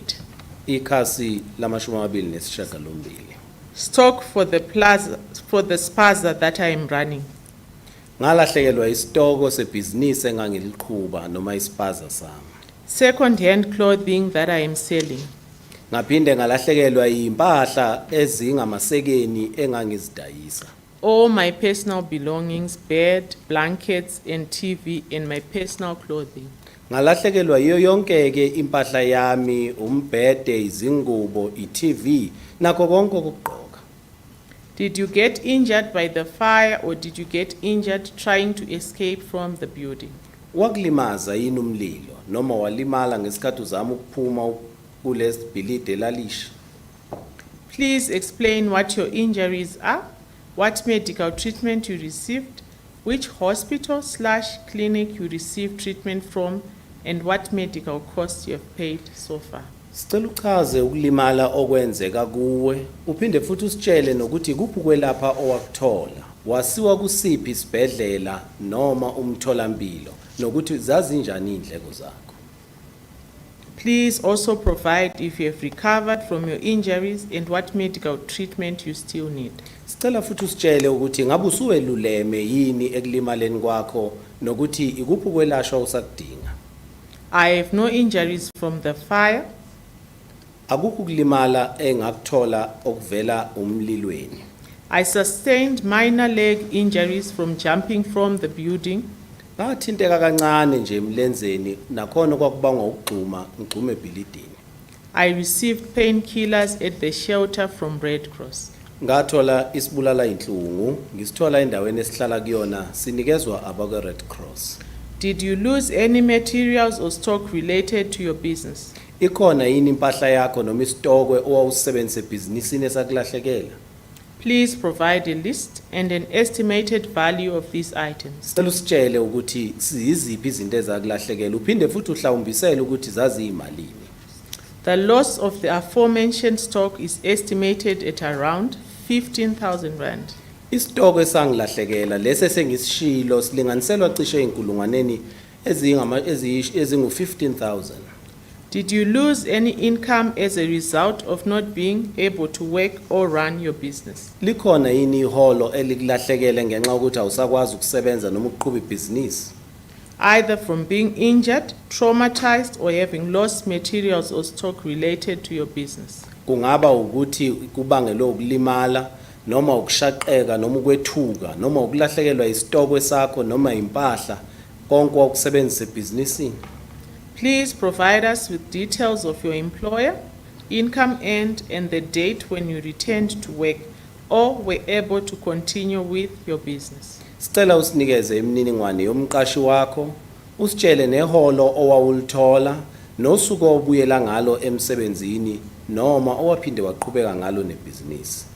I have lost all the stock and little income I had. I have not yet recovered. Ngalahlekelwa iso sonke isitoko sami nalelo holo enganginalo kusukela lapho angikakwazi namanje ukuphinde ngizimele. Compensation received as a result of the fire. Isinxephezelo esatholakala ngenxa yalomlilo. I received 2,000 rands from the Red Cross. Ngathola inkulungwane ezimbili zamarandi zivela kwabaka Red Cross. Socio-economic conditions after the fire. Isimo senhlalo mnotho ngemva kumlilo. I am living at the shelter. Ngisahlala khona kule ndawo esiqhube kuyo. The living conditions are horrible. Isimo sokuphila lapha siyesabeka. I have access to both water and electricity. Sinawo wona amanzi kokubili amanzi kanye nogesi. Relief sought. Usizo olufiselekayo. Regular meals. Ukuthola ukudla njalo. Take care of the kids. Ukunakekelwa kwezingane. Documentation and decent housing and employment. Ukuthola amaphepha ethu afanele nendawo yokuhlala nomsebenzi. Time frames on the promises made. Konke kwenziwe ngokwalezi yazikhathi esasithenjiswe zona ngesikhathi kwenziwe izithembiso. Any other relevant information? Ukhona yini olunye ulwazi ocabanga ukuthi libalulekile? We are grateful for the assistance we received thus far. Siyabonga ngosizo esilitholile kuze kube manje. Madam Chair, may I request that this statement be admitted into evidence as NRF 32.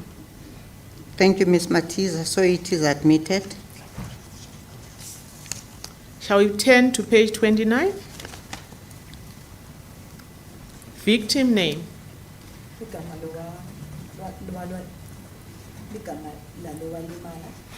Miriam George Fiali. I shall spell the surname. Miriam George Fiali. Phiali. Phiali.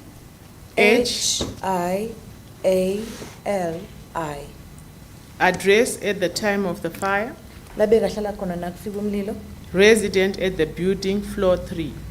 Bekangumhlali wase Usindiso building esitezi sesithafu Current address, la kahlala khona nyalo shelter in Bergville. ishelter lese Belleville Nationality, buve Malawian. usuke Malawi Language, lulwimi Chichewa and English. Chichewa nesingisi Gender, bulili female. wesifazane Residence at the Usindiso building. bekangumhlali ebuilding laseSundiso On or during April 2023 took occupation of premises. could you please repeat that On or during April 2023 took occupation of premises. wacela kuhlala lapha ngenyanga ya April 2023 Occupancy of your room/unit at the Usindiso building. labe kahlala nabo kule ability lela Fatima, friend, passed away due to the events that occurred. bengihlala nemngane wami Fatima lo washona ngesikhathi kuba nemlilo Aged 24/25 years. bekaneminyaka lebekusola ku24 kuya 25 Princess Makokoro, daughter, aged 7 years. bengihlala nemfana wami lo imvambatane loku Princess Makokola bekana 7 weminyaka Emmanuel Makokoro, son, age 4 years. kanye nemvotsana yami lebeku Emmanuel Makokora bekaneminyaka leng4 What floor was your room/unit on? indlu yakho ke beyikusiphi isitezi Floor 3. bengihlala esitezi sesithafu Socio-economic conditions prior to the fire. simo mnotfo ngaphambi kwekuthi kube nemlilo We had electricity and water, besinayo igesi kanye nemanti but when the fire occurred, there was no electricity on that day. kepha ngalesikhathi kuba nemlilo gesi bowungekho ngalela langa The building was overpopulated. lesakhiwo besigcwele kakhulu sinebantu labanyenti I don't want to stay in a place like that anymore. angifuni kuphindze ngihlale endzaweni la kanjalo Moreover, ngetulu kwaloko page 30. khasini lesi30 Environment was bad and I had to stay there. simo besingasiko sihle kepha ke bengiphoqelekile ukuthi ngihlale khona I do not want that type of environment for my children. angisithandi ke lesimo lesa futhi angisifisi ukuthi sentekele bamfa bami Engagement with city officials or organs of the state prior to the fire. kuchumana ke kanye nabaphathi dolobha ngaphambi kwemlilo Did not engage with anyone. kuthi langakachumana naye Narrative of events of the fire, 31 August 2023. kulandzisa ngalokwendeka ngebusuku bemlilo lokwa ku August 31 2023 The fire was similar to hell. singawubekisela nesihogolo yamlilo Fire looked as if someone poured fuel on it. lo mlilo bobukeka kwangazuthi kukhona lothele petrol noma gasolina kiwo And most people died since they were sleeping when the incident began. futhi ke bantu labanyenti bafa njengoba bebalele na uqala lo mlilo The fire occurred around 1 a.m. cishe lo mlilo waqala ngesikhathi entatha kusa ngabo 1 ekseni I heard a noise from individuals downstairs screaming, "Fire, fire." ngeva umsindvo webamvu labe bamemeta laba kulesitezi lesingephansi bamemeta bathi umlilo I was sleeping at that time. bengileleke ngaleso sikhathi I looked out the window and saw people jumping out. ngathi nangibuka ngaphandle kwelifastelo ngabona abantu bagcumela ngaphandle Thereafter, I looked for my kids. ngemva kwaloko ke ngase ngibuka abamfana bami They were at my neighbor's house. bebakade bavakashele endlini kamakhelwane I exited the building through an alternate route. ngabe seke ngiyaphuma kulesakhiwo lesi ngisebenzisa indlela lesingakavami kuyisebenzisa That had fire, however, I managed to escape. nakhona bewukhona umlilo kuleyo ndlela leyo kepha ngakhona ukuthi ngiphume I saw people jumping through the windows to escape, ngabona abantu bagcuma baphuma ngemafastelo saw others throwing their kids through the windows. futhi ngabona labanye baphonsela ngephandle bantwana babo kuwo wona lamafastelo However, when they came to the ground floor, they were dead. kepha ke basina bafika phansi emhlabathini bafika vele sebefile I saw people running through the fire. ngabona bantfu ke bagijima kutungeleta umlilo, I saw people die. ngabona bantfu bafa. I cannot recall certain stuff due to the events that happened. Lokunye ke ngeke ngikhone ukukhumbula kahle ngenxa yetimvo letendeka. Cause of the fire, Lokwabangela umlilo I don't know. angati. Engagement with city officials or organs of the state after the fire. Kuchumana ke kanye kanye lababukela idolobha noma abaphatha idolobha ngemuva kwemlilo. Did not engage anyone, no officials approached me. Kude la ngangachumana nayo futhi kude baphatha idolobha labake beta kimi. Did you lose a family member or a member of your household in the fire? Kukhona yini lilunga noma ilunga lemndeni wakho lela kulahlekela kulomlilo? Please provide details of the person, your experience in burying their remains, and the cost of the funeral. Sicela usiphe imininingwane yalaba bamvu nekwekuthi bangcwatshwe kanjani nekwekuthi kungcwatshwa kabo kube netindleko letingakanani.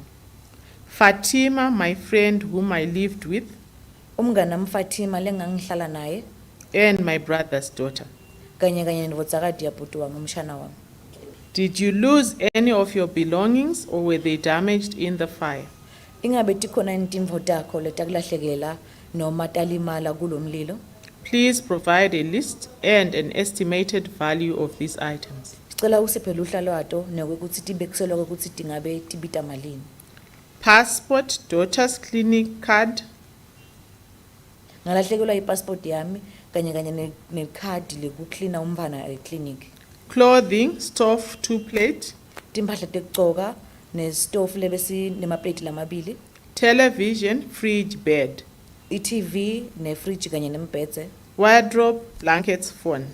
iwardrobe kanye netingubo, Plus or minus 10,000 rand, kubekiselwa emalini lengaba ngu-10,000 rand. excluding kids' stuff. Lokhu ke akufake ekhatsi timvo tebamntfwana. Did you get injured by the fire or did you get injured trying to escape from the building? Walimala yini ngenxa yalomlilo noma ngekuthi uzame kubalekela lomlilo? Please explain what your injuries are, what medical treatment you received, Sicela usichazele ke ukuthi kulimala kwakho kwaba kanjani nekwekuthi lisito letempilo lolufolile likanjani.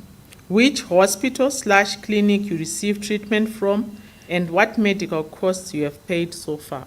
Nekwekuthi ngusiphi isibhedlela ke lamanxeba akulalashelwa kiwo nekwekuthi ngumalini imali lobakolota yona. Please also advise if you have recovered from your injuries and what medical treatment you still need. Sicela ukuthi usitshele kwekuthi ingabe sewulapheke ngalokuphelele yini nekwekuthi futhi ukhona yini imithi thiteni losayithatha kuze ulapheke. NA, Cha kude. page 31. Ekhasini lesi 31. Did you lose any materials or stock related to your business? Kukhona yini timphahla lolahlekele tona lobutisebentisa ebhizinisini lakho? Please provide a list and an estimated value of these items. Sicela usiphe luhla phindze futhi ubekise kwekuthi tingaba ngumalini. I used to sell clothing. Bengithengisa ke timphahla tekugcoka. I lost stock to be estimated value of 3,200 rand. Letimphahla leti ke ngatibekisela kwekuthi betingabita 3,200 rand. Did you lose any income as a result of not being able to work or run your business? Ikhona yini inzuzo lolahlekelwa yona ngokuthi ungasakhona ukucoba libhizinisi lakho? Either from being injured, traumatized, or having lost materials or stock related to your business. Lokungabe kubanga lokuthi ulimele nokuthi uhlukubetekile emoyeni nokuthi letimphahla tikulahlekele kulomlilo. Please provide us with details of your employer, Sicela usiphe imininingwane yemcashi wakho, income earned, and the date when you returned to work. income And nemali loyitfolako nelisuku lokubuyela kwakhe emsebentini or were able to continue with your business. noma ilanga lowakhona ngalo ukuthi siphindze uchubeke nelibhizinisi lakho. Did not lose any income, self-employed. Angizange ngaze ngalahlekelwa inzuzo thiteni ngeza futhi ukuthi ngiyadisebenda. Compensation received as a result of the fire. Sincephetho lengisitfolile ngekuthi ngesibangathe ukuthi kube nalomlilo. I did not receive anything from anyone. kude lufole ngitfolile lelibuya kunome ngangibani. Socio-economic conditions after the fire. Impilo mnotfo ngemuva kwemlilo. Living in the shelter in Bergville. Ngihlala kula ma-shelter lase Bergville. Has access to the above. Inako ke lokhu lokulandzelako. On certain occasions does not receive food. Kepha ngaletinye tikhatsi asikutfoli kudla. However, we share food amongst ourselves Nanome kunjalo siyakhona ukuthi siphane kudla sisodvana. or buy food from my own pocket. Noma ngitithengele kudla ngemali yami. I want to go back to Malawi, Sengifuna kubuyela emuva even lami eMalawi. but I don't have enough money. Kepha ke ngite imali leyanele. Relief sought. Lengingafisa kusitakala ngako. I want someone to provide me and my kids with transport back to Malawi. Ngifuna umuntu nje longangipha itransport kuthi ngikhone kubuyela emuva eMalawi. I want compensation for the belongings destroyed in the fire. Nekuncepheteliswa ngaloko lengilahlekelwe kona emlilweni. Any other relevant information? Lolunye lwati lokwengeta. My main concern is to go back home and provide my kids with a better life. Lengikhathaleke ngako kakhulu nje ukuthi ngikhone kubuyela ekhaya ngitokhona kupha abantwana bami impilo lengcono. Madam Chair, may I request that this statement be admitted into evidence as NRF 33.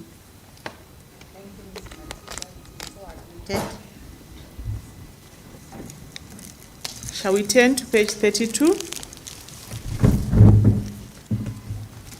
Victim name, Igama lomuntu ohlukumezekile Eddie Ramadan. uEddie Ramadani. I shall spell the surname. Ramadhani. Ramadan. Ramadhni Ramadani. Address at the time of the fire, Ikheli lakhe ngesikhathi kuqubuka umlilo 8 Albert and Delver Street. 8 Albert and Delver Street. Current address, Ikheli ahlala kulo njengamanje Hoffland Park Shelter. Offland Park Shelter. Nationality, Ubuzwe bakhe Tanzania. owaseTanzania. Language, Ulimi Swahili. iSwahili. Gender, Ubulili male. owesilisa. Residence at the Usindiso building. Isakhamuzi sasebhilidini Usindiso. In December 2019, NgoDisemba ka2019 after life became hard, I had to find a place to stay that I could afford. ngemva ukuthi ukuphila sekube nzima kwadeka ngifuna indawo engangingakwazi ukuyikhokhela. Usindiso had cheap rent. Usindiso wawuqashisa ngemali ephansi. Occupancy of your room/unit at the Usindiso building. Abantu wawuhlala nabo ekamelweni noma egumbini lakho kuleli bhilidi lasosindiso. My girlfriend and daughter lived in the room with me. Ngangihlala nentombi yami kanye nendodakazi kuleli kamelo. My girlfriend's name is Cholofelo Makoko. Igama lentombi yami uCholofelo Mohoko. My daughter's name is Mununa Edi, 5 months. Kanti indodakazi yami uMunuma Edi yayinezinyanga eziyisithupha. What floor was your room/unit on? Lalikusiphi stezi ikamelo lakho? First floor. Stezi sokuqala. Socio-economic conditions prior to the fire. Isimo senhlalo mnotho ngaphambi kokuthi kuqala umlilo. The room did have water and electricity, but there was no kitchen. Ikamelo lami lalinawo amanzi nogesi kodwa into yayingekho yikhishi. Page 33. Ekhasini 33. My concern was that the landlord would always ask for the rent amount before month end, and would sometimes threaten us with violence. Into ehlala ingikhathaza ukuthi umastanda wami wayekafika zofuna imali inyanga ingakapheli futhi bese engisabisa ngokuthi angisabise ngodlame. Engagement with city officials or organs of the state prior to the fire. Ukuxhumana nezikhulu zedolobha noma ezinye inhlaka zikahulumeni ngaphambi komlilo. None. Akukho. Narrative of events of the fire, 31st August 2023. Ukulandisa lokho kwenzeka ngosuku lomlilo ngo-August 31, 2023. I was asleep when the fire started. Ngangilele ngesikhathi kuqala umlilo. My partner woke me up because she had noise coming from the rest of the building and could smell fire. Uphathina wami wabe esengivusa ngoba wayewuzwa umsindo wawuqhamuka khona ebhilidini esaseliqalile manje ezwa nesimoko somlilo. The first thing I did was get my wife and daughter out of the room. Into yokuqala nje engayenza ukukhipha unkosikazi wami nendodakazi ekameleni. We went to my neighbor to wake him up. Sabe sesiya kumakhelwane wethu naye siyomvusa. My neighbor's son is semi-paralyzed. Indodana yomakhelwane wami ithe ukukhubazeka kancane. And deaf, so we helped carry him. Futhi iyisithulu ngakho sasiza ukuyiqhubula. His son down the emergency stairs and we exited the building. Sabe sesehla ngezitezi saye sayophumela ngaphandle kwebhilidi. Cause of fire? Imbangela yomlilo. No. No, cha. Engagement with city officials or organs of the state after the fire? Ukuxhumana nezikhulu zedolobha noma ezinye inhlaka zikahulumeni ngemva komlilo. No. Akukho. Did you lose a family member or a member of your household in the fire? Walahlekelwa yini ilungu lomndeni noma umuntu enanihlala naye kulomlilo? Please provide details of the person, your experience in burying their remains, and the cost of the funeral. Sicela usinikeze imininingwane yalowo muntu nokuthi kwenzekani ngesikhathi eseyongcwatshwa kanye nezindleko zomngcwabo. I did not lose any family or people who lived with me. Angizange ngishonelwe muntu noma abantu engangihlala nabo.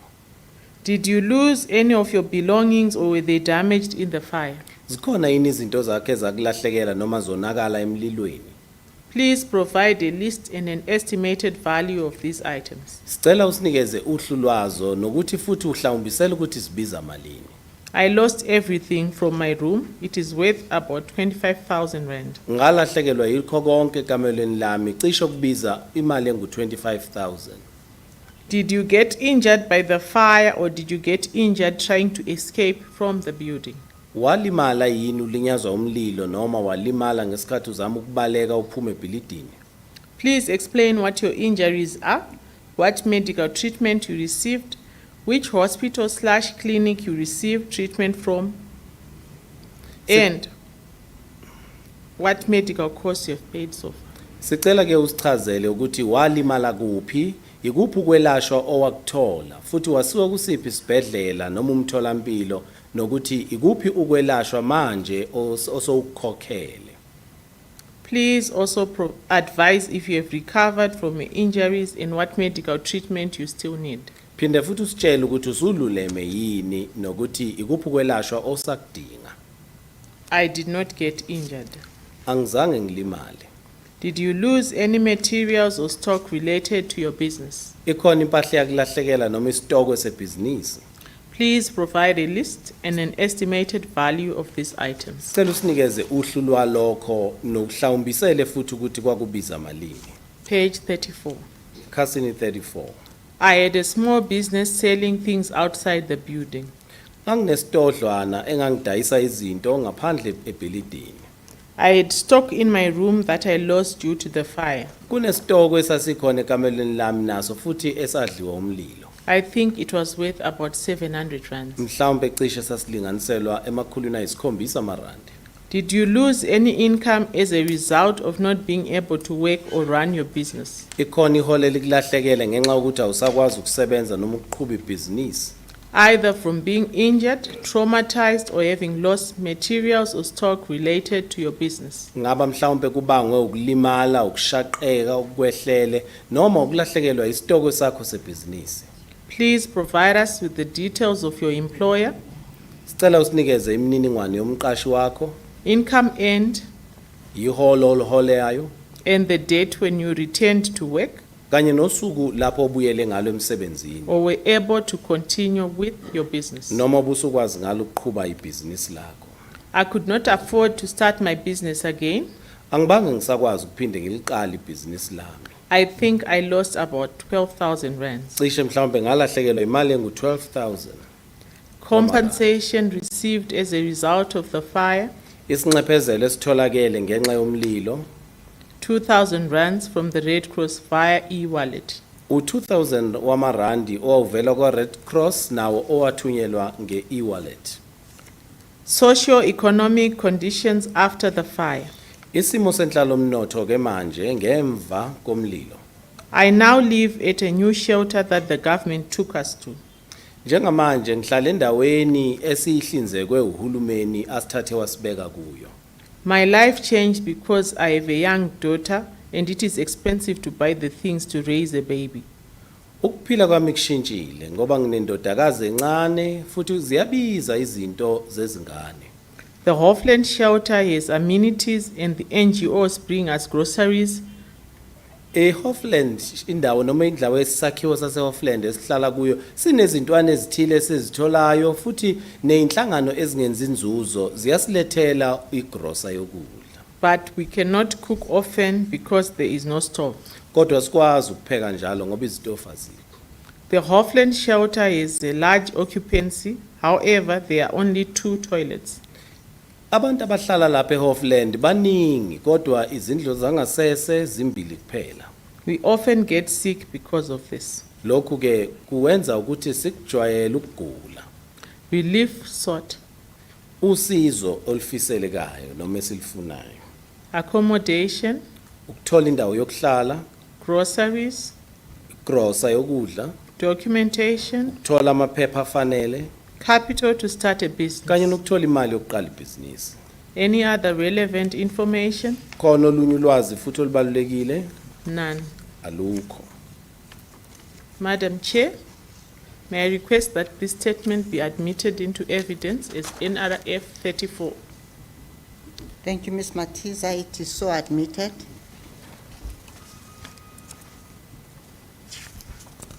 Shall we turn to page 35? Victim name, Abduli Isa. Igama lexhoba ngu-Abduli Isa. I shall spell the surname. ISSA. ISSA. Address at the time of the fire. Indawo ebehlala kuyo ngexesha lomlilo. Usindiso, 80 Albert Street, Johannesburg. Usindiso 8 Albert Street, Johannesburg. Current address, Apha hlala khona ngoku Hoffland Community Center. kwindawo yase-Hoffland. Nationality, Isizwe sakhe Tanzania. ngwaseTanzania. Language, Ulwimi Swahili. siswahili. Gender, Isini male. indoda. Residence at the Usindiso building. Indawo yokuhlala Usindiso kwisakhiwo sakhona. I was living there for 1 month and 27 days before the fire. Bendihlala khona inyanga enye nensuku ezi-27 ngaphambi komlilo. I was selling fat cakes there and moved there. Bendithengisa i-fat cakes ndaze ndayohlala khona. Occupancy of your room/unit at the Usindiso building. Abantu ubuhlala nabo egumbini okanye kwicandelo Usindiso building. My girlfriend, Andile Mzimela, 22 years old. Intombazane bengihlala nayo intandana nayo uAndile Mzimela 22 years old. What floor was your room/unit on? Ibindawoni igumbi lakho okanye icandelo lakho? 3rd floor. Kumgangatho wesithathu. Socio-economic conditions prior to the fire. Imeko yokuhlala yezoqoqosho ngaphambi komlilo. There was water and electricity. Bekukho amanzi nombane. We cooked in the building, Besipheka apha esakhiweni. but I had safety concerns of the people around me. Kodwa ke bendincedwa nangabantu ebendihlala nabo. Page 36. Iphepha 36. Engagement with city officials or organs of the state prior to the fire. Ukubandakanyeka okanye ukuthethisana namagosa esixeko okanye amalungu karhulumente ngaphambi kwexesha lomlilo. No engagements with any officials, government officials or entities. Khange ndibane nabo nabaphina amalungu karhulumente. Narrative of events of the fire, 31 August 2023. Ukubalisa okwenzekileyo ngalamhla womlilo nge-31 ka-August 2023. I was sleeping and it was around 12. Benilele kwaye bekumalunga nentsimbi yeshumi elinesibini ebusuku. I was woken by the screams. Ndiye ndavuswa yingxolo. I woke up and saw the fire coming to third floor. Ndiye ndavuka ndabona umlilo usiza kumgangatho wesithathu. The door was locked and I had to jump out the window. Umnyango ubuvaliwe kwafuneka nditsibe ngefestile. I got help from the fire department to get down from the third floor. Ndiye ndafumana uncedo kwicandelo labezomlilo ukuba ndehle ukusuka kumgangatho wesithathu. 3 of the next door neighbors burnt in the next room. Abamelwane bam abathathu baye batsha elumelwaneni. Once on the ground, Xa because, ndafika phantsi because I was not injured, kuba ndandingonzakalanga, I had to stand aside so that those who were injured from jumping could be helped. kwafuneka ndime ecaleni ukuze abo benzakeleyo bakwazi ukunceda. Cause of the fire, Unobangela womlilo I don't know how the fire started. andazi ubuqale njani lo mlilo. Engagement with city officials or organs of the state after the fire. Ukuthethisana namagosa esixeko namalungu karhulumente emva komlilo. Home Affairs came but did not help him with anything. Home Affairs bezile kodwa akakhange ancede nangayo nantoni na. A lot of officials were there taking names, but no one did anything. Amagosa bekhona ethatha amagama kodwa akho mntu wenze into. Did you lose a family member or a member of your household in the fire? Ngaba uye waphulukana nelungu lentsapho yakho kanye ilungu buhlala nalo ngenxa yomlilo. Please provide details of the person, your experience in burying their remains, and the cost of the funeral. Sicela usichazele inkcukacha zalo mntu kuquka neendleko zomngcwabo womzimba wakhe. My brother, who was living in a separate room, died. Umntakwethu ebehlala kwelinye igumbi uye wasweleka. He was not buried and there has been no funeral, Zange angcwatywe kwaye bekungekho mngcwabo as his body hasn't been identified after the fire. kuba umzimba wakhe khange ukwazi ukukhonjwa emva komlilo. Did you lose any of your belongings or were they damaged in the fire? Ngaba uye waphulukana nezinto zakho okanye ziye zonakaliswa ngumlilo. Please provide a list and an estimated value of these items. Sicela usinike uludwe kuquka noqikelelo lwexabiso lwezi zinto. I lost my passport, Phulukene nepassport yam, clothes, impahla, couch, isitulo, TV, iTV, carpet, imat, and stock for the baking I was doing. kuquka nesitovu ebendipheka ngaso. I estimated altogether I lost 30,000 rands. Xa ndiqikelela zonke ndiphulukene nemali engange 30,000.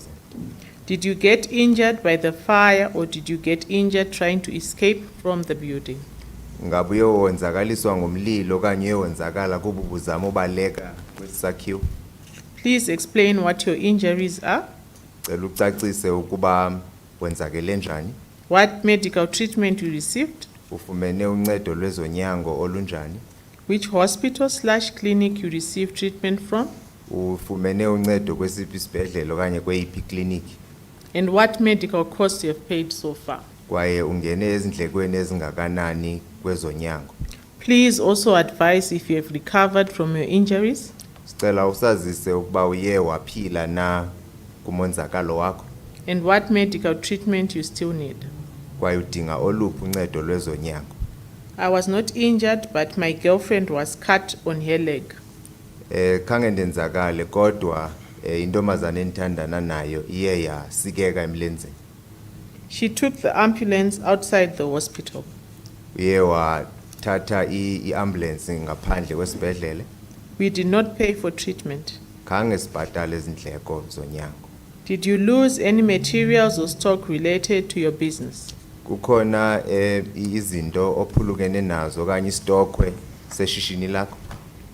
Please provide a list and an estimated value of these items. Sicela usichazele uludwe kuquka noqikelelo lwexabiso lwezi zinto. Page 37. Iphepha 37. I lost the stock for my baking business.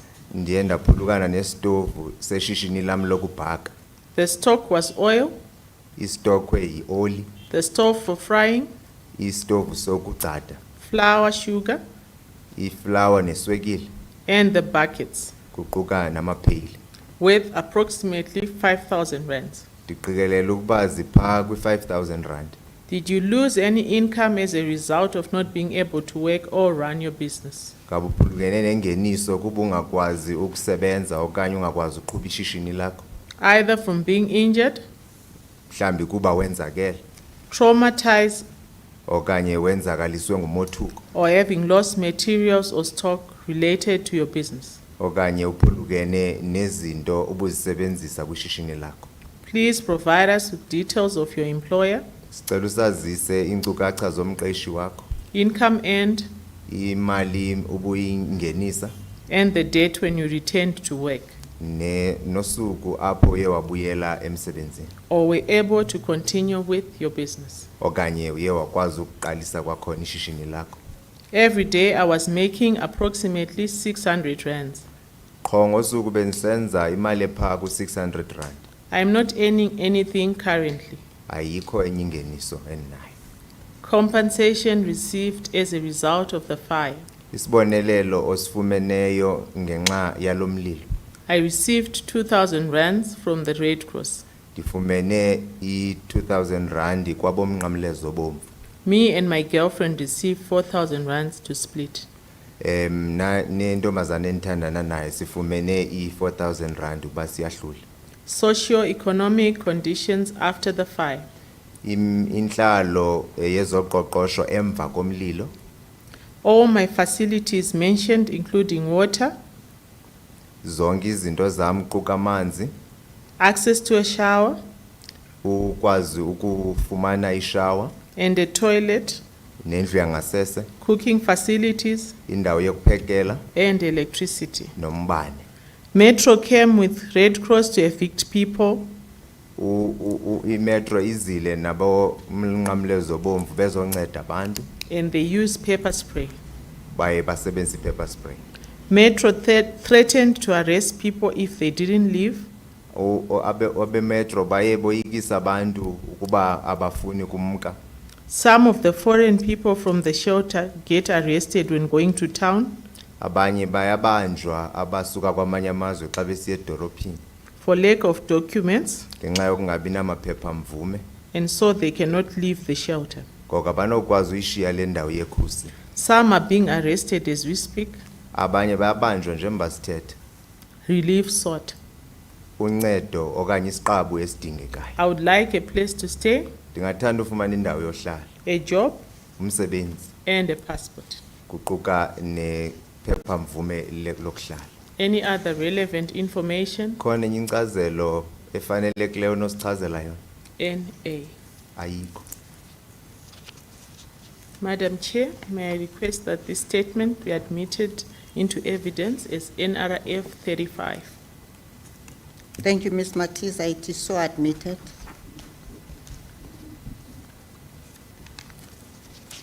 Let's turn to page 38. Victim name, igama lomuntu ohlukumezekile Ramadani Bakari Hamisi. Ramadani Bakali Hamisi. I shall spell the surname. Hamisi. HAMISI. Address at the time of the fire, Ikheli ngesikhathi kwenzeka inhlekelele 72 Albert and Delver Street, Marshalltown, Johannesburg. 72 Albert Delver Street, Marshalltown, Johannesburg. Current address, Ikheli ahlala kulo njengamanje Hoffland Park Community Center. eHoffland Park Community Center. Nationality, Ubuzwe Tanzania. eTanzania. Language, Ulimi Swahili. iSwahili. Gender, Ubulili male. owesilisa. Residence at the Usindiso building, Isakhamuzi sasebhilidini Usindiso July 2020. ngoJuly 2020. Occupants of your room/unit at the Usindiso building, Abantu ababehlala egumbini lakho ebhilidini lasosindiso. I was living with my two brothers, namely Ngangihlala nabafowethu ababili amagama abo Sharif Mohammed, who is 24 years old, uSharif Mohammed oneminyaka engu24 ubudala and Musa Hamisi, who is 27 years old. kanye noMusa Hamisi oneminyaka engu-27 years ubudala. What floor was your room/unit on? Lalikuliphi istezi ikamelo lakho? Floor 3, Stezi sesithathu. page 39. Ikhasi 39. Socio-economic conditions prior to the fire. Isimo senhlalomnotho ngaphambi komlilo. I had water and electricity, Nganginamanzi nogesi, cooking facilities, indawo zokuphekela, but the toilet facilities were not working. kodwa indawo zezindlu zangasese zazingasebenzi. The only concern was the lack of working toilets on the floor. Into nje eyikhathaza kwakungasebenzi kwezindawo zangasese kulesi stezi. Engagement with city officials or organs of the state prior to the fire. Ukuxhumana nezikhulu zedolobha noma ezinye izinhlaka zikahulumeni ngaphambi komlilo. I raised my concerns with these people who collected our rents every month.